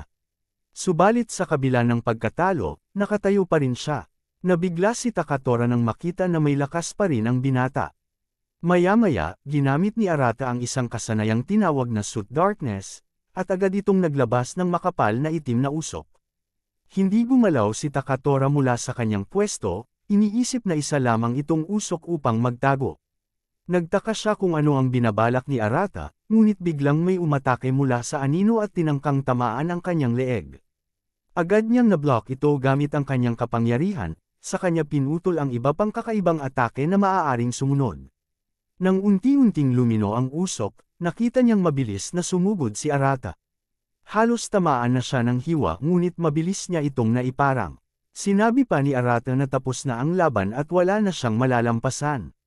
Ngunit tumutol si Takatora at ipinahayag na patuloy pa siyang lalakas hanggang sa maging isa siya sa 5 kings. Idinagdag pa niyang nais niyang sakupin ang Navy Guild at makuha ang buong kontrol ng asosasyon. Sumagot si Arata at mariing sinabi na hindi niya hahayaang mangyari iyon, dahil hindi karapat-dapat si Takatora na mapabilang sa 5 hari. Muli siyang tinulak ni Takatora palayo at sinabihan na manatili na lamang siya sa kanyang lugar bilang isa sa mga hamak. Pagkatapos nito, inilabas ni Takatora ang kanyang Ice Blade at sinabi ang kanyang plano na ailay si Arata gamit ito. Muli niyang kinutya si Arata, sinasabing walang laban ang espada nito sa kanya. Ngunit mariing sumagot si Arata, na ang orb na ginagamit ni Takatora ay orihinal na sa kanya. Sinabi pa niya na nanatili ng tao ang kanyang nakatatandang kapatid kung hindi ito ninakaw ni Takatora. Dahil sa galit, biglang lumabas ang madilim na aura mula sa katawan ni Arata habang inaalala niyang si Takatora ang may kasalanan ng lahat ng nangyari. Sa tindi ng galit, mabilis siyang sumugod at tinangkang hiwain si Takatora, ngunit muli niya itong nablock. Napansin ni Takatora na mas lumakas si Arata kaysa dati. Gayunpaman, naniwala pa rin siya na hindi ito magiging sapat upang matalo siya. Muling itinulak ni Takatora si Arata palayo at sinabihan itong sumama na lang ng tahimik. Ipinakita niya kung gaano siya kasakmal nang gamitin niya ang kanyang malakas na kasanayan, ang Ice Emperor's Prison. Biglang nagyelo ang buong paligid at natrap si Arata sa loob ng yelo. Hindi na siya halos makagalaw, at saka pinakawalan ni Takatora ang matitinding sibat ng yelo upang tapusin siya. Walang paraan para umiwas, kaya nawalan ng malay si Arata matapos tamaan. Hindi pa rin tumigil si Takatora at kinutya si Arata dahil nawalan ito ng malay sa atakeng hindi pa raw niya pinakamalakas. Itinutok niya ang kanyang espada kay Arata, handang tapusin ito upang makagawa siya ng kahit anong kasinungalingan para sa asosasyon. Ngunit bago niya maibagsak ang huling atake, bigla siyang tinamaan ng isang yelo na pumihil sa kanya. Nagulat siya at nang lumingon, nakita niya sina Rei at Aoi na nakatingin sa kanya ng may matinding pagkasuklam. Sinabi ni Rei na palagi na lang nagdadala ng gulo si Takatora, at tinanong kung bakit siya nakikipaglaban ng hayagan sa gitna ng araw. Laking gulat ni Takatora nang makitang naroon ang mismong Guildmaster. Ipinahayag ni Rei na matagal na niyang minamanmanan si Takatora at ngayon ay nakikita niyang ginagawa nito ang lahat ng gusto tuwing wala siya. Sinubukan pang bigyang katwiran ni Takatora ang kanyang ginawa sa pagsasabing, irregular, si Arata, ngunit agad siyang pinutol ni Rei at sinabing wala siyang karapatang bugbugin ito dahil lamang doon. Lumapit naman si Aoi upang tulungan si Arata. Kahit mahina, nakilala pa rin ni Arata si Rei bilang Guildmaster. Ginamit ni Aoi ang kanyang kasanayan upang pagalingin si Arata, at nang damilat ang binata, nakita niyang si Aoi ang nasa tabi niya. Nabigla siya at tinangkang gumalaw, ngunit pinigilan siya ni Aoi at sinabihang huwag munang kumilos upang hindi bamuka muli ang kanyang mga sugat. Ipinakita ni Arata ang kanyang matinding galit kay Takatora nang isigaw niyang hinding-hindi niya ito mapapatawad. Ngunit matapos iyon ay nawalan muli siya ng malay. Sinabi ni Takatora sa dalawang babae na susuway sila sa asosasyon kung ipagpapatuloy nilang gamutin at kupkupon si Arata. Ngunit ipinaliwanag ni Rei na wala pang inilalabas na kautusan ng asosasyon para sa pag-aresto sa kanya. Kaya, dahil dito, balak niyang humiling ng pahintulot upang ilagay si Arata sa ilalim ng pagbabantay ng Navy Guild. Nagpumilit sanang makipagtalo si Takatora, ngunit pinigilan siya ni Rei at sinabing sila ni Aoi ang baalang mag-alaga kay Arata. Ipinaalala pa ni Takatora na isa rin siyang Golden Slayer gaya niya. Nang tanungin siya ni Rei kung ano ang ibig niyang sabihin, iminungkahi ni Takatora na palawakin nila ang guild at magsanib puwersa. Nais niyang suportahan ang guild gamit ang kanyang Goto Corporation. Ngunit malinaw ang naging tugon ni Rei. Sinabihan niya si Takatora na huwag nang lumapit pa sa kanya. Wala nang nagawa si Takatora kundi umurong, subalit nagbitiw siya ng salita na babalik din si Rei sa kanya oras na makita nitong gaano siya kagaling. Lalong nandidiri si Rei sa kanyang presensya, kaya iniutos niya kay Aoi na dalhin si Arata sa infirmary. Nangako siyang susunod din siya roon kaagad. Makalipas ang ilang sandali, nagising si Arata sa infirmary ng Navy Guild. Sinubukan niyang bumangon mula sa kama, ngunit agad siyang pinigilan ni Aoi. Sinabi nitong marami pa siyang tanong na nais marinig mula sa kanya. Ngunit bigla ring nabanggit ni Aoi na may masamang kutob siya, dahil hindi pa dumarating si Rei. Umalis siya ng silid matapos sabihing manatili lamang si Arate sa kama at huwag nang magtangkang tumakas muli. Mabilis na tumakbo si Aoi sa pasilyo hanggang sa matagpuan niya si Rei. Nagpaliwanag si Rei na naligaw siya habang hinahanap ang infirmary. Hinawakan siya ni Aoi sa kamay habang pinapagalitan dahil sa pagiging maligaw-ligaw. Hindi makapaniwala si Aoi na sa kabila ng lakas ni Rei, wala itong pag-asa pagdating sa direksyon. Nang makabalik silang dalawa sa infirmary, agad na tinanong ni Aoi si Arato kung bakit siya tumakas sa guild noon at kung bakit pa siya nakipaglaban kay Takatora. Nauutal si Arate sa pagsagot, at doon na pumasok si Rei upang ipaliwanag na maaari siyang maprotektahan kung magre-rehistro siya sa guild. Dagdag pa nito, makatatanggap din siya ng mga benepisyo. Ngunit nagtaka si Rei kung bakit ayaw pa rin niyang magparehistro. Patuloy na tumahimik si Arata at hindi pa rin nagsabi ng anuman. Kaya sinabi ni Rei na, anuman ang mangyari, mananatili siyang nasa ilalim ng pagbabantay. Gayunpaman, tiniyak niyang hindi nila pakikialaman ang kanyang personal na buhay. Pagkatapos sabihin ang lahat ng iyon, tinanong niya kung handa na ba itong magsalita. Ibinuka ni Arata ang kanyang bibig upang sumagot, ngunit muli siyang natahimik. Naalala niyang maaaring mailagay sa panganib ang kanyang kapatid kung may masabi siya. Dahil hindi pa siya handang magsalita, nagpa siya si Rei na umatras muna. Sinabi niya sa dalawa na panahon na upang sila'y lumabas. Nalito si Arate sa sinabi niya, ngunit tuwang-tuwa si Aoi nang marinig ito. Kinagabihan, natagpuan ni Arata ang kanyang sarili na kumakain sa isang restoran kasama ang dalawang babae. Hindi siya makapaniwala na napakadali lamang niyang nakaligtas mula sa gulong kinasangkutan niya kanina. Ipinaliwanag ni Aoi na ilang araw na siyang walang tigil na nakikipaglaban. Bagamat maganda ang pagiging masipag, pinaalalahanan niya si Arata na mahalaga ring magpahinga. Naging kaakit-akit kay Arata ang ideyang iyon. Napagtanto niyang matagal na rin mula nang makakain siya ng maayos. Sa harap niya ngayon ay masasarap na putahe at karne na madaling nguyain. Nagpasya siyang magpapahinga muna bago muling hanapin ang kanyang kapatid. Muling pinaalalahanan ni Aoi na kainin niya ang lahat ng gusto niya, dahil sagot ng guild ang lahat ng bayarin. Nagulat si Arate sa magandang asal na ipinakita ng dalawang babae. Napagtanto niyang paulit-ulit na siyang tinutulungan ng mga ito, samantalang wala pa naman talaga siyang naibabalik na pabor sa kanila. Naisip niyang baka hindi tama na tanggapin ang pagkain, ngunit agad din niyang naunawaan na hindi na niya kayang pigilan ang sarili. Kaya't agad siyang kumain at taos-pusong nagpasalamat sa dalawa. Habang ninanamnam niya ang masarap na pagkain, na parabang matagal niyang hinintay, hindi niya napigil ang maluha. Sumabay din ang dalawang babae sa pagkain, at halatang masaya sila habang ginagawa ito. Naiwan si Arata na nagtataka kung makakaupo ba siya sa tabi ng dalawang ito kung hindi niya nakuha ang orb. Matapos nilang makakain ng kaunti, nagpa siya si Rei na magtanong kay Arata. Sinabi niyang malaya rin itong magtanong sa kanya kung may nais malaman. Ang una niyang tanong ay kung kamakailan lamang ba naging isang slayer si Arata. Sa gilid, nagbiro si Aoi at sinabing maswerte si Arata dahil nakakapag-usap siya ng personal kay Rei, isang bagay na bihirang mangyari kahit sa mga nasa loob ng guild.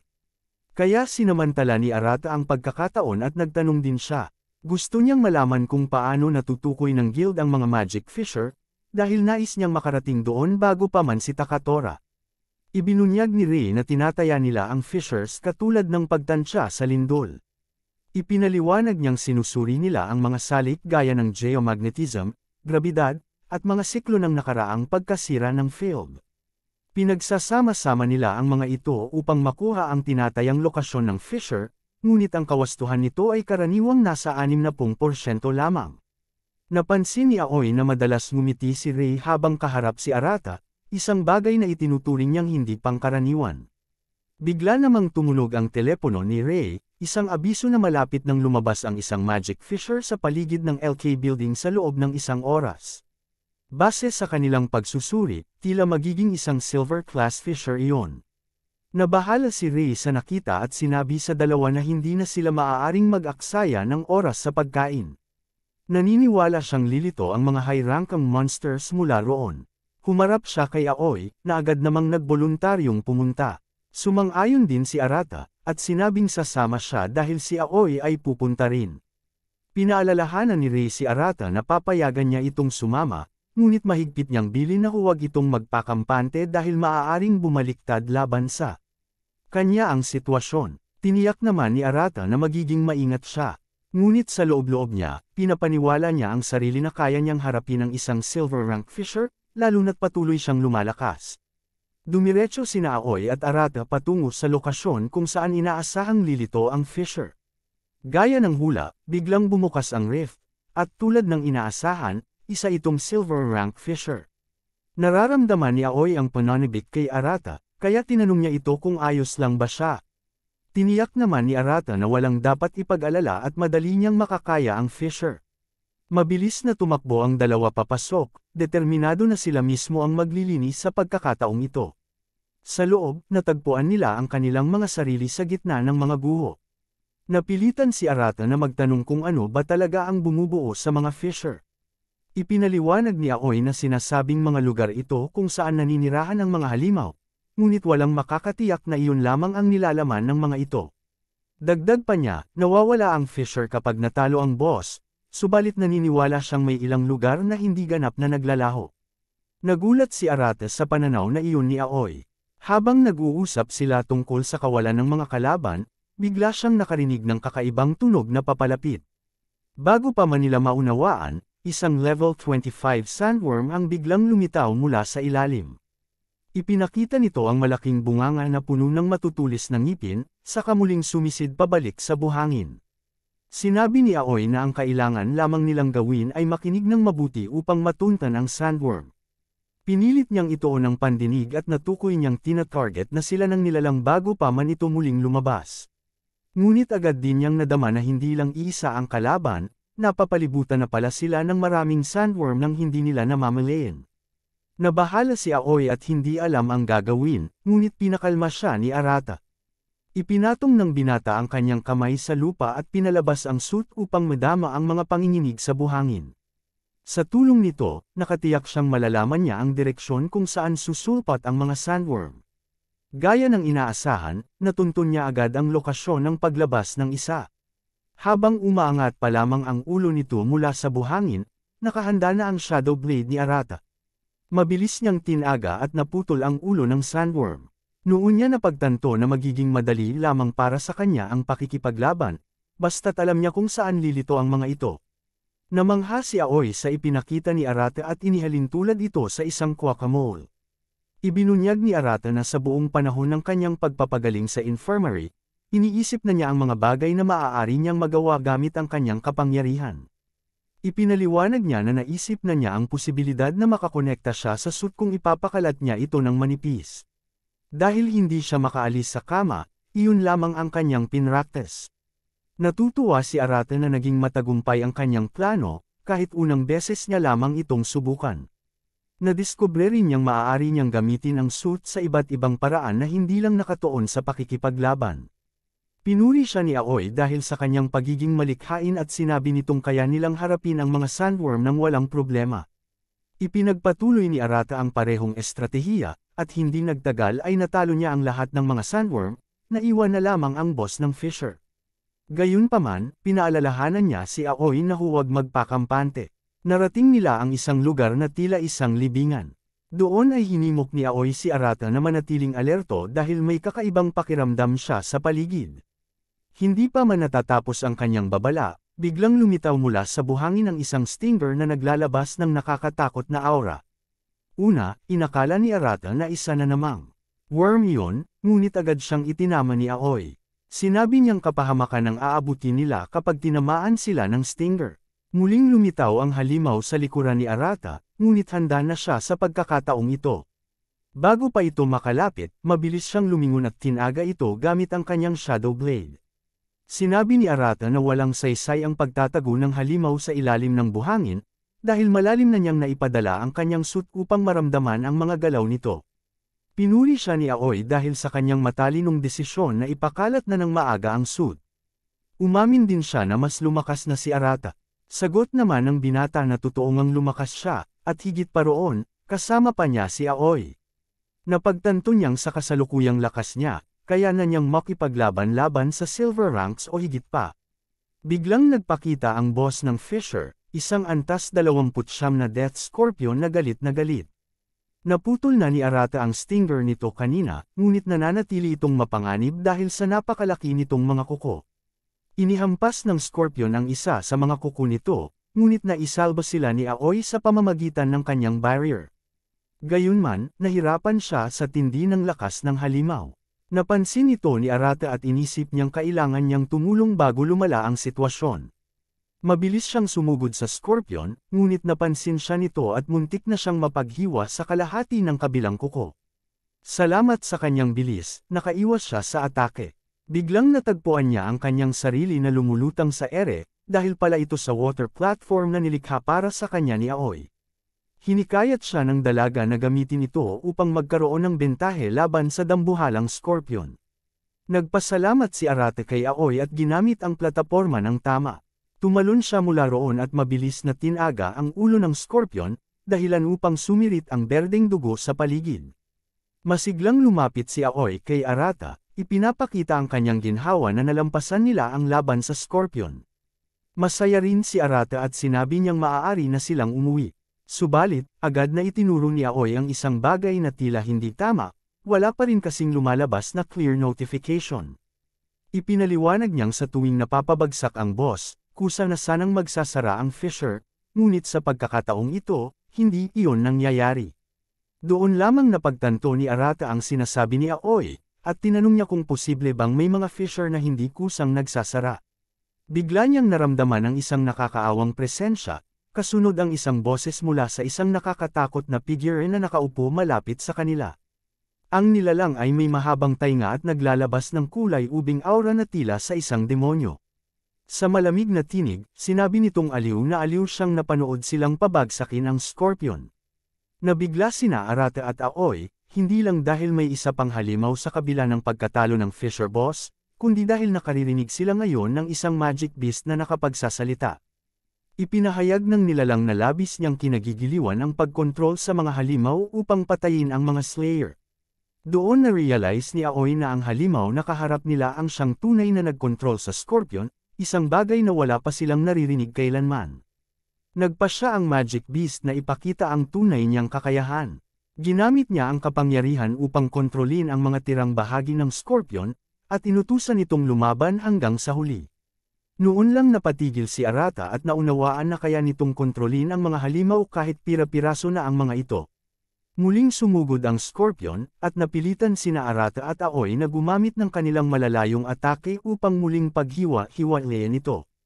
Gayunpaman, hindi natuwa ang nilalang at nagbiro pa ito na mas gusto niyang sila mismo ang gawing mga manika niya. Sa puntong iyon, hindi maiwasan ni Aoi na tanungin ang sarili kung anong klaseng kalaban ang napasukan nila. Sa isang kumpas ng daliri, nagbukas ang nilalang ng panibagong fissure at inimbitahan silang pumasok, pangakong sasalubungin sila ng engranding pagtanggap. Hindi makapaniwala si Arata, isang fissure sa loob ng mismong fissure. Napagtanto niyang inaagaw ng nilalang ang fissure at pinagsasama-sama ang mga boss. Samantala, sinabi ni Aoi na ang fissure sa kanilang harapan ang maaaring tunay na pinagbabasehan ng lahat. Mas nakakatakot ito kaysa alinmang nakita nila noon, ngunit malinaw na kailangan nilang pasukin ito kung nais nilang pabagsakin ang nilalang at tuluyang maisara ang orihinal na fissure. Doon nila parehong naunawaan, ngayon pa lamang magsisimula ang totoong labanan. Magkasabay na pumasok sina Arata at Aoi sa bagong fissure, bagamat parehong kinakabahan. Ang lugar ay tila isang kastilyo, at hindi naiwasan ni Arata na magtaka kung konektado ba ito sa mundo ng tao. Hindi nila namamalayan na may matang nakamasid sa kanila mula sa itaas. Biglang tumalon pababa ang magic beast, hawak ang isang espada, handang putulin ang ulo ni Arata. Ngunit mabilis siyang nakalingon at nakaputok ng cannon blast diretso sa dibdib ng halimaw, nag-iwan ng malaking butas at agad itong napabagsak. Hindi pa sila nakakahinga nang mapansin nilang napapalibutan sila ng isang pulutong ng mga halimaw na pawang kasing lakas ng mga boss. Lahat ng ito ay nasa ilalim ng kontrol ng nakakatakot na lalaki. Hindi makapaniwala si Arata sa kahihiyan ng kalaban na gawing mga manika ang ibang halimaw. Ayon kay Aoi, sapat pa rin ang kanilang lakas upang ipaglaban ang laban, kahit pa imposible ang dami ng mga ito. Hinugot ni Arata ang kanyang espada at nagpaulan ng mga hiwa, pinapatay ang ilan, ngunit walang tigil ang pag-atake ng iba. Nang kapwa nila maramdaman ang bigat ng pagod, napagtanto nilang walang saysay ang pakikipaglaban sa lahat ng Popeye. Ang kailangan lamang nila ay ang mismong master. Itinuro ni Aoy ang direksyong dapat puntahan, at agad silang tumakbo patungo roon habang hinahabol ng mga halimaw. Sa wakas ay nakarating sila sa trono, kung saan nakaupo ang lalaki na kanina pa naghihintay. Nakapwesto sa magkabilang panig niya ang dalawang nakakatakot na kabalyero, kapwa may hawak na dambuhalang espada.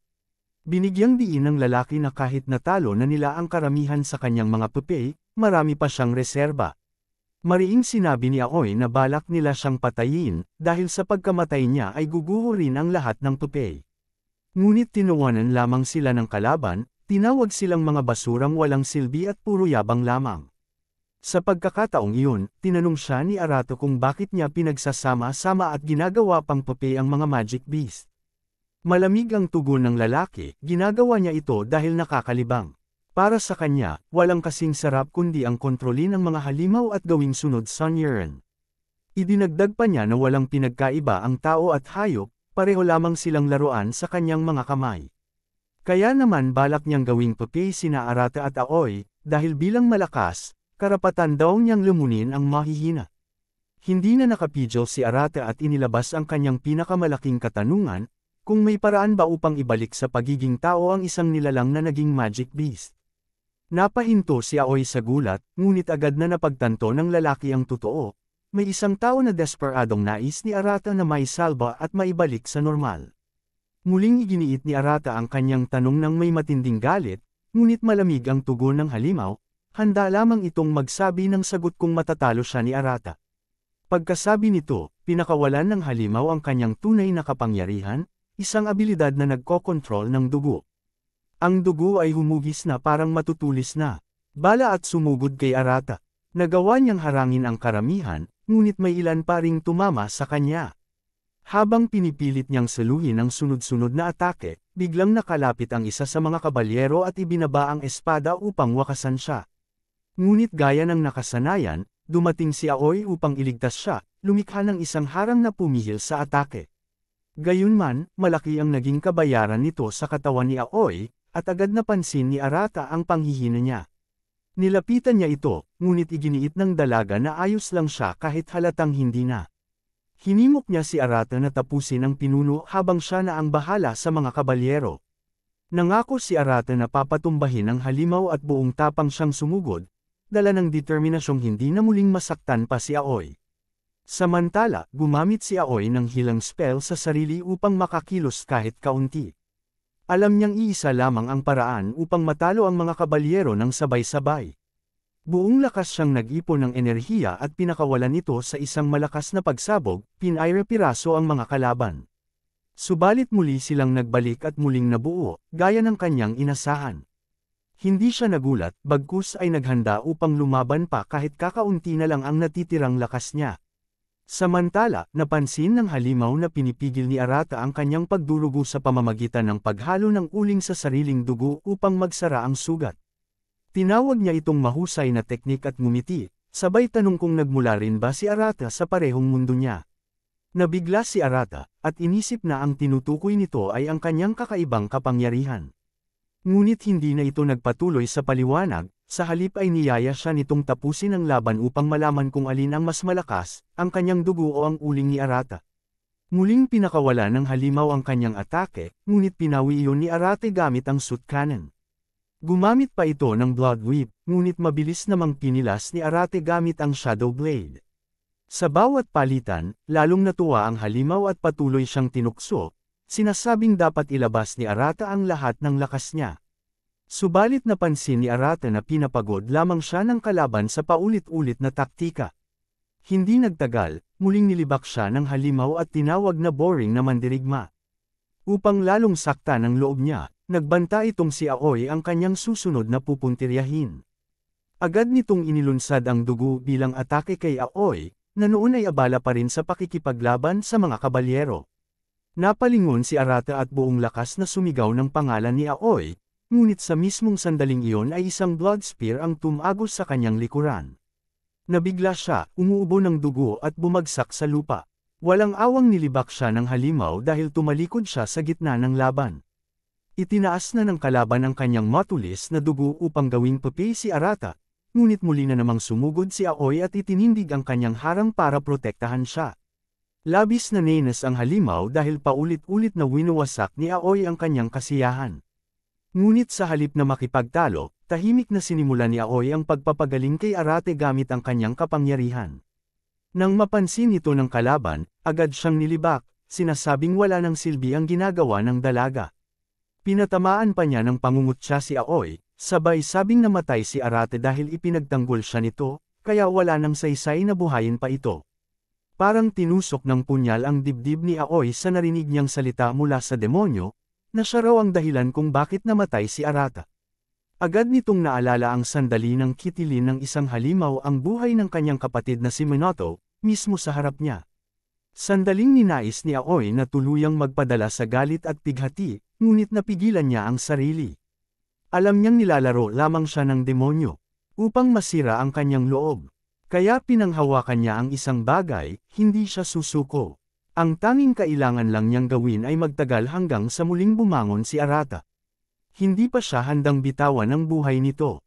Subalit nagpa siya ang demonyo na lalo silang paglaruan. Isinugod nito ang blood whip kay Aoy, ngunit mabilis niya itong hinarang gamit ang kanyang water barrier. Natawa ang demonyo nang mapansin na tubig ang kanyang kakayahan.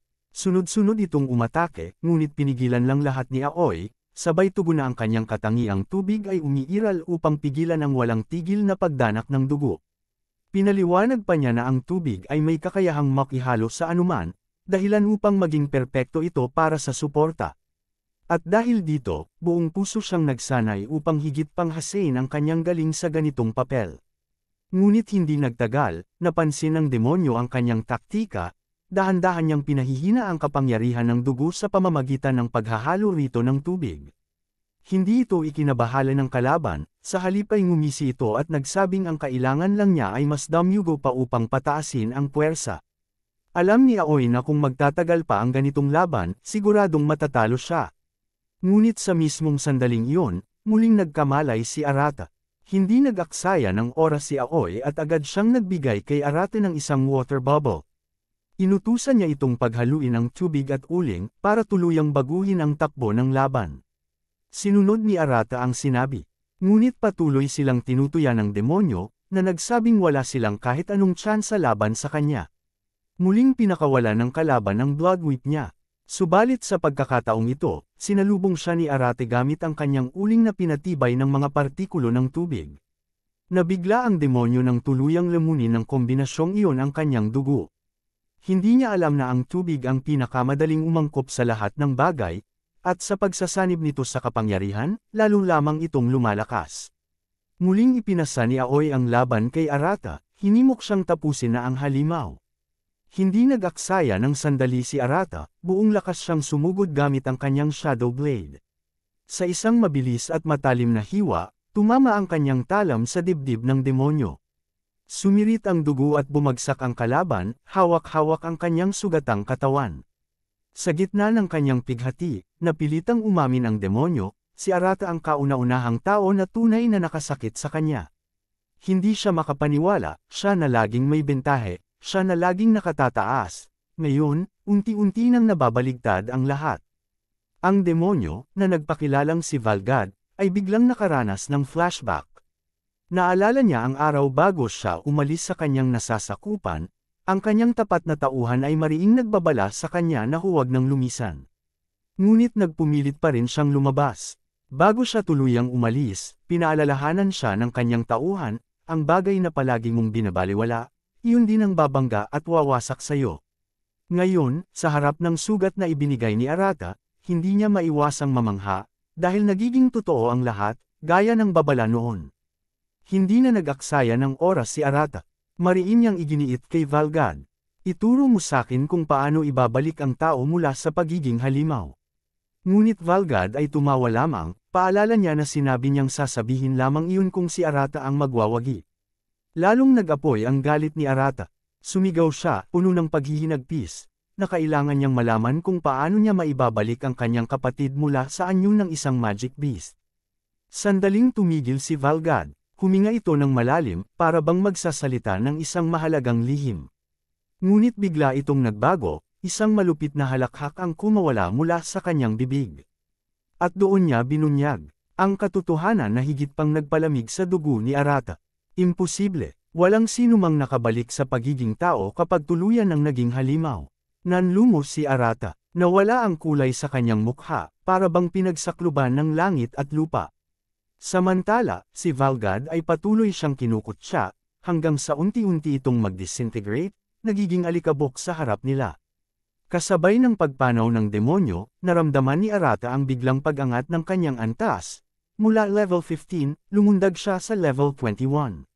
Subalit nanatili siyang nakatayo, tuliro at nakatulala, parang natalo imbes na nagtagumpay. Lumapit si Aoy mula sa kanyang likuran, maingat siyang tinanong kung maayos lang ba siya. Bigla namang may kumislap na bagay sa lupa, isang item drop, na noon lang nila naranasan. Dinampot ito ni Aoy at ipinakita kay Arata. Sinabi niya na maaaring makakuha ng espesyal na kasanayan kapag ginamit ito. Nang tanggapin ito ni Arata, lumitaw ang impormasyon, isang kasanayan na tinatawag na vassalization. Natigilan siya ng mapagtanto na ito ang parehong kakayahan na ginamit ni Valgad. Ipinaliwanag ng sistema na sa pamamagitan ng kasanayang ito, maaari niyang buhayin muli ang isang namatay at gawin itong kanyang alila. Ngunit malinaw na kondisyon, ang mga muling binuhay na vassals ay wala ng sariling kapangyarihan, at tanging susunod na lamang sa utos ng kanilang amo. Maya-maya, muling bumalik ang dalawa sa totoong mundo, kasabay ng tuluyang paglaho ng Fisher. Ngunit sa kabila ng lahat, hindi man lang kumikislap ang mukha ni Arata sa tagumpay. Sa halip, mukha siyang natalo. Ang mga salita ni Valgad ay paulit-ulit na umuukit sa kanyang isipan. Ramdam ni Aoy ang bigat ng kanyang iniisip. Kaya't dahan-dahan niya itong pinakalma, sinabing huwag itong mawalan ng pag-asa. Sigurado siya na kung magsasama sila, may paraan pa rin para makahanap ng solusyon. Doon na nagbukas si Arata ng kanyang tunay na saloobin. Kahit gaano kahirap, kahit hindi na niya mabawi ang anyo ng kanyang kapatid bilang tao, hindi pa rin siya sumusuko. Ang hangarin niyang iligtas ang kanyang kapatid ay nananatiling buo. Pagbalik nila sa guild, agad na iniulat ni Aoy kay Ray ang lahat ng naganap sa loob ng Fisher. Habang nakikinig, napansin ni Ray ang simpatsya ng dalaga para kay Arata. Kasabay nito, natuklasan din niya ang mas mabigat na katotohanan, ang pinagmulan ng kapangyarihan ni Arata ay tila iisa sa pinagmulan ng lakas ni Valgad. Sa gitna ng kanilang pag-uusap, nagmungkahi si Aoy na kailangang hulihin ang kapatid ni Arata at ilagay ito sa masusing pagbabantay. Ngunit agad niyang idinugtong na tiyak na hindi kailanman sasaktan ni Arata ang mga tao, kahit pa kapareho siya ng mga magic beast. Alam niya ito ng buong buo, sapagkat ilang beses na niyang napatunayan sa pakikipaglaban na hindi nawawala ang pagiging tao ni Arata. At kung darating man ang oras na maging panganib ito, ipinangako ni Aoy kay Ray na siya mismo ang pipigil kay Arata. Namangha si Ray sa paninindigan ni Aoy. Sa huli, pumayag siya, ngunit nagbilin na hayaang makapagpahinga muna si Arata. Siya na raw ang baalang makipag-ugnayan sa association upang talakayin ang mungkahing ito. Samantala, tahimik na nagbalik si Arata sa kanilang lumang tahanan. Pagsilip pa lang niya sa loob, sinalubong siya ng isang tanawing tila ba'y isang abandonadong lungga ng daga, basura sa lahat ng sulok, alikabok sa bawat dingding, at malinaw na bakas ng kawalan ng tao. Habang naglalakad siya sa paligid, ramdam niya ang pait ng katotohanan, baka hindi na nga muling makabalik ang kanyang kapatid. Ngunit bigla siyang natigilan. Sa mismong silid niya, unti-unting bumuka ang isang Fisher. Nanlaki ang kanyang mga mata sa gulat. Bakit dito? Hindi kaya, bulong niya sa sarili, nanginginig sa kaba. Sa kaloob-looban niya, may kutob. Siyang baka naroon ang kanyang kapatid. Dahan-dahan siyang pumasok, at agad siyang namangha nang makita ang pamilyar na paligid sa loob ng Fisher. Habang naglalakad, wala siyang nakakasalubong, hanggang marating niya ang isang bahagi kung saan tila binasag ng napakalakas na puwersa ang sahig. Sa dulo, tumambad ang isang pintong binara ng makapal na kahoy. Walang pag-aatubili, hinugot niya ang kanyang shadow blade at pinilas ang harang. Ngunit halos mawalan siya ng hininga nang mabuksan ito, nandoon ang kanyang kapatid. Subalit hindi na ito ang dating tao. Siya na ngayon ay isang level 38 boss monster, at wala ni anong bakas ng pagkilala kay Arata. Nang inag ang boses ni Arata, kasabay ng pagpatak ng luha. Kapatid, sa wakas, natagpuan na rin kita. Matagal kitang hinanap, hindi ko akalaing nandito ka lang pala, nagtatago. Pinilit niyang ngumiti, sinubukang maging casual, at tinawag siyang umuwi na sila. Ngunit imbes na sagutin, isang energy blast ang biglang tumama sa kanya.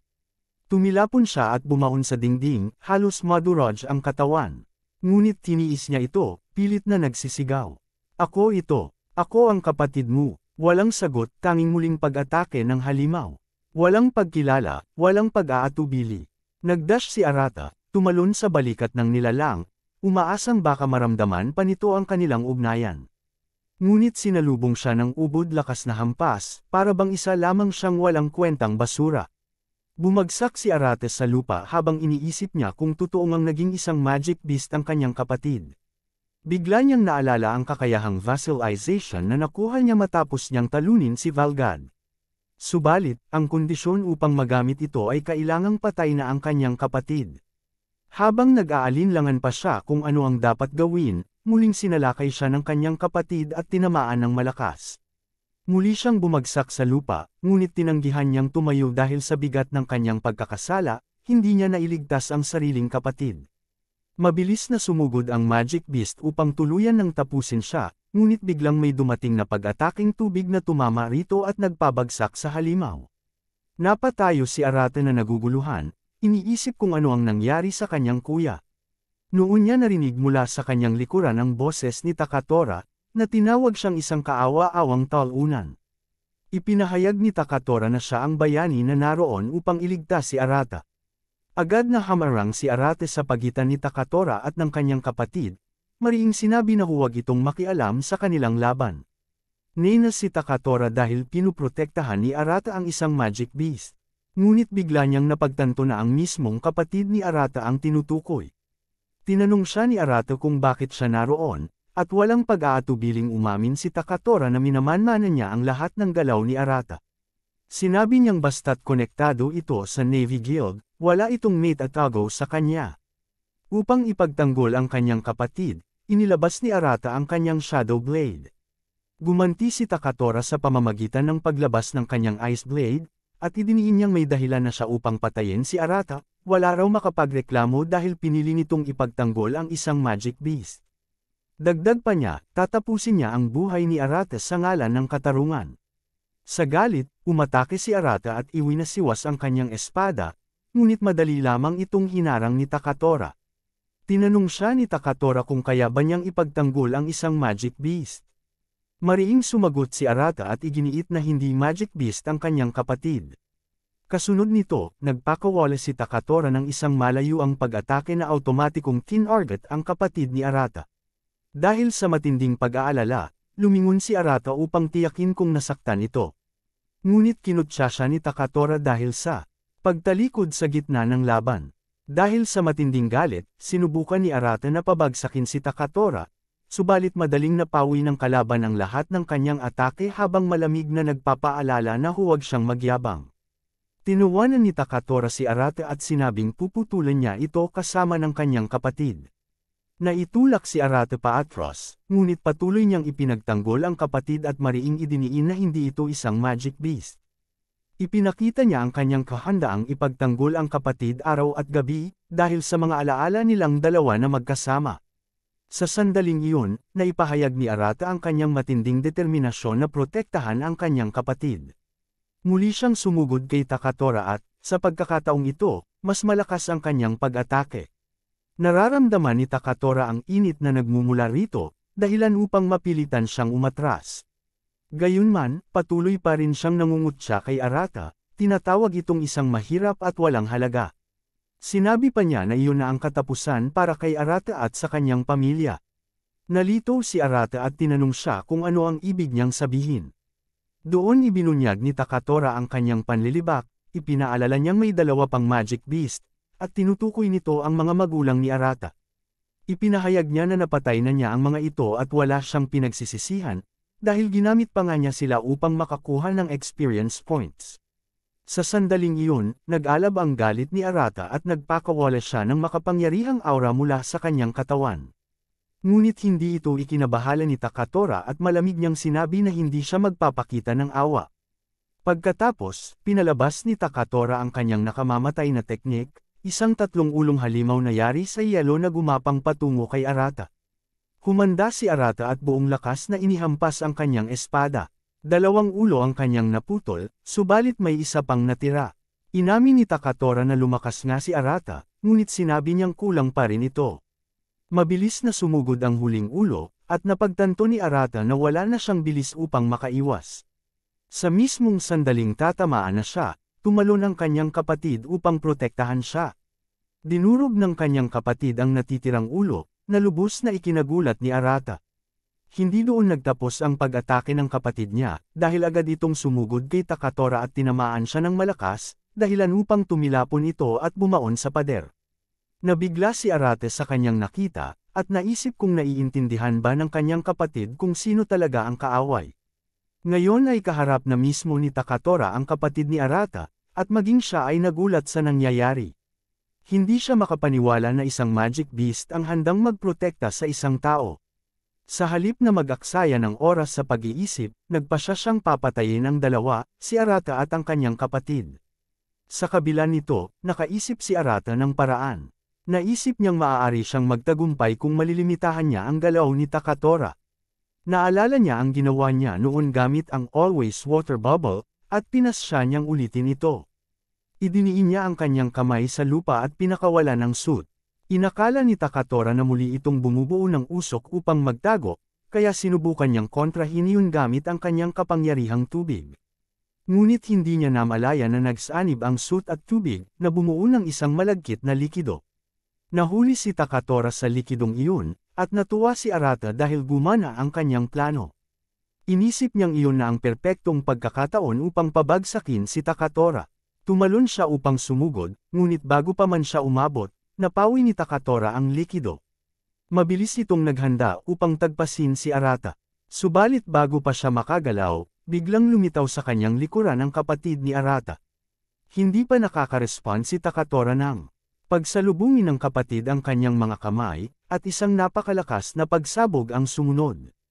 Nagulat at natuwa si Arata nang makita niyang nagawang pabagsakin ng kanyang kapatid si Takatora.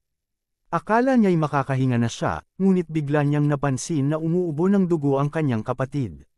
Nagdilim ang kanyang mukha sa takot nang masaksihan niyang lumitaw si Takatora mula sa mga anino at tinaga ang kanyang kapatid na parabang isang marupok na papel. Napasigaw si Arate sa matinding hilakbot, ngunit huli na ang lahat. Tinaga ni Takatora ang kanyang kapatid hanggang sa kaluluwa, dahilan upang ito'y tuluyang maging abo sa kanyang harapan. Bumagsak si Arate sa kanyang mga tuhod, ayaw pa ring tanggapin ang nangyari, hanggang sa lumabas ang abiso na ang Fisher ay nalinis na. Bumalik si Arate sa kanyang silid na umiiyak, habang si Takatora ay nakatayo sa itaas niya. Paulit-ulit na ipinapaalala na sinabi na niyang huwag itong maging mayabang. Patuloy pa siyang nangungutya, sinasabing ang pagkakaroon ng isang kasanayan ay hindi nangangahulugang kaya na niyang manalo. Mahina ngunit mariing nagwika si Arata, at sinabi kay Takatora na papatayin niya ito. Habang dumadaloy ang mga luha sa kanyang pisngi, tumayo siya at naglabas ng isang nakakatakot at madilim na aura. Napuno ng mga anino ang buong silid, at dama ni Takatora ang lakas nito. Ngunit hindi siya natakot, sapagkat hindi raw iyon ang unang pagkakataon na nagkunwari si Arata na matatag, at ilang ulit na rin niya itong naibabaon sa lupa. Ipinahayag ni Takatora na tatapusin niya si Arate sa isang hampas bago pa ito makagalaw. Ngunit bago siya makarespond, binalot siya ng suit. Sinamantala ito ni Arata at buong lakas na iwinasiwas ang kanyang espada, dahilan upang tumilapon si Takatora palabas ng silid. Bumagsak siya sa lupa, dama ang kirot na kumakalat sa buong katawan, habang iniisip kung paanong natatalo siya kay Arata. Lumapit si Arata at mariing sinabi na hindi siya kailanman makakaramdam ng kasiyahan, gaano man karaming ulit niya itong patayin. Hindi makapaniwala si Takatora na nakararamdam siya ng panginginig mula sa isang taong itinuring niyang mahina. Gayunpaman, muli siyang bumangon na may layuning tapusin ang laban. Inilabas ni Takatora ang kanyang pinakamalakas na atake, ngunit ngayon, nilamon iyon ng kapangyarihan ng anino ni Arata. Bago pa siya makagalaw, nakapako na siya sa lupa ng maraming espada at sandatang nagmula sa anino. Hindi nakahawig ni Arata ang anyo nito habang papalapit, malamig na tinatanong si Takatora kung tapos na ba siyang lumaban. Nagsimulang gumapang ang takot sa dibdib ni Takatora, at napagtanto niyang kailangang tumakas. Ngunit lalo lamang itong nagpagalit kay Arata. Naglabas siya ng isang makapangyarihang aura na tuluyang nagpabagsak kay Takatora. At sa mismong oras na tatapusin na niya ito, biglang lumitaw ang barrier ni Aoi upang protektahan si Takatora. Kasabay nito, dumating si Aoi at mariing sinabi kay Arata na hinding-hindi niya hahayaang saktan niya si Takatora. Nararamdaman ni Aoi ang napakalakas na kapangyarihang nagmumula sa aura ni Arata. Hindi sapat ang kanyang barrier, sapagkat nabasag ito ng Shadow Blade ni Arata at tinamaan ang kanyang braso, na nagdulot ng matinding sakit. Napaisip siya kung anong uri ng kapangyarihan ang nasa loob ni Arata. Kahit wala siyang laban, pinilit pa rin niyang tumayo upang ipagtanggol si Takatora at pigilan si Arata na patayin ito. Alam ni Aoi na wala siyang pagkakataon laban kay Arata, at natatakot siya na tuluyang lumala ang sitwasyon kapag lalo pang tumaas ang aura nito. Samantala, habang nakahandusay si Takatora, patuloy niyang nililibak si Arata at Aoi, sinasabing kukunin ng association ang kontrol kapag nalaman nilang masama ang sitwasyon. Ngunit sa kabilang banda, iniisip lamang ni Aoi kung paano maibabalik si Arata sa normal niyang sarili. Hindi siya nagtagumpay dahil pinalakas pa ni Arata ang kanyang aura, na samaire pa ng mga gusali sa paligid. Sa kanyang opisina, pinagmamasdan ni Rei ang lahat at nagpasya na panahon na para siya mismo ang kumilos upang supulan si Arata. Sa Jade Sky Guild naman, natanggap ni Tokuto ang balita tungkol sa pagkawala ng kontrol ni Arata at naisip niyang oras na upang siya rin ay makialam. Nagpatuloy si Arata sa pagpapakawala ng makapangyarihang aura. Tinarget niya si Aoi at muntik na niya itong tapusin, ngunit dumating si Rei at sinalo ang kanyang atake gamit ang sarili niyang kapangyarihan. Humingi siya ng paumanhin kay Aoi sa kanyang pagkahuli at dahan daw ang inilapag ito sa lupa, hinihikayat na magpahinga habang siya ang haharap kay Arata. Napagtanto ni Rei na may isang bagay na nagpasiklab ng kapangyarihan at galit ni Arata, dahilan upang ito'y tuluyang mawalan ng kontrol. Sa sandaling iyon, dumating din si Tokuto na sabik na harapin si Arata. Pinilit siyang pigilan ni Rei, ngunit sinabi ni Tokuto na iba ang pananaw ng association sa sitwasyon. Nang marinig ito, tinanong siya ni Rei kung ano ang plano ng association, ngunit tumanggi itong sumagot. Ipinunto ni Tokuto na tila may pagkakabit na si Rei at Aoi kay Arata, ngunit iginiit ni Rei na ginagawa lamang niya ang nararapat na gagawin ng kahit sinong guildmaster. Habang nagtatalo ang dalawa, sinubukang atakihin ni Arata si Tokuto mula sa likuran. Napasigaw si Rei bilang babala, ngunit hindi nagpakita ng takot si Tokuto. Nagwawala si Arata sa pagwasiwas ng kanyang espada upang tamaan ito, subalit biglang naglaho ang presensya ni Tokuto at naging mga talulot. Nabigla si Rei, ngunit bago pa makagalaw ang iba, tinamaan ni Tokuto si Arata gamit ang kanyang kasanayan na ethereal dance. Napabagsak nito si Arata, bagay na ikinagulat ni Rei dahil hindi niya inasahang ganoon kadali para kay Tokuto ang supulan si Arata. Agad niyang ipinahayag ang kanyang paninindigan, hinding-hindi niya hahayaang patayin ni Tokuto si Arata. Ngumiti lamang si Tokuto at tiniyak sa kanya na wala siyang balak pumatay. Ipinahayag niyang hindi niya kayang patayin ang isang taong nababalot ng misteryo. Muling bumangon si Arata, humiyaw ng malakas, at nagsimulang humigop ng kapangyarihan. Hindi ito ikinagulat ni Tokuto, dahil matagal na niyang hinala na kumukuha si Arata ng lakas mula sa mga magic beast. Inatake ni Arata si Tokuto gamit ang iba't ibang sandatang kanyang pinalitaw, ngunit nanatiling nakatayo si Tokuto, humahanga sa lakas nito. Gayunman, napansin niyang wala pa ring ganap na kontrol si Arata sa kanyang kapangyarihan, pinababayaan lamang nitong tuluyang magwala ang kanyang aura. Tinitigil ni Tokuto si Rei at sinabi na handa na siyang tuluyan ng pabagsakin si Arata. Higit namang interesado si Rei sa kung ano ang balak ng association, ngunit walang malinaw na sagot si Tokuto. Sa halip, binalutan siya ng berdeng aura habang naghahanda para sa kanyang huling galaw. Bago pa makaporma si Arata, naipit na siya ng kapangyarihan ni Tokuto. Tiniyak ni Tokuto kay Rei na hindi patay si Arata, kundi natutulog lamang. Kasunod nito, bigla siyang naglaho dala ang katawan ni Arata. Naiwan si Rei na kinakabahan sa maaaring mangyari kay Arate sa kamay ng association. Sa mga oras ding iyon, bumalik si Aoi matapos tulungan ang mga sibilyang lumikas. Nabigla siya nang wala ng bakas ni Arate sa lugar.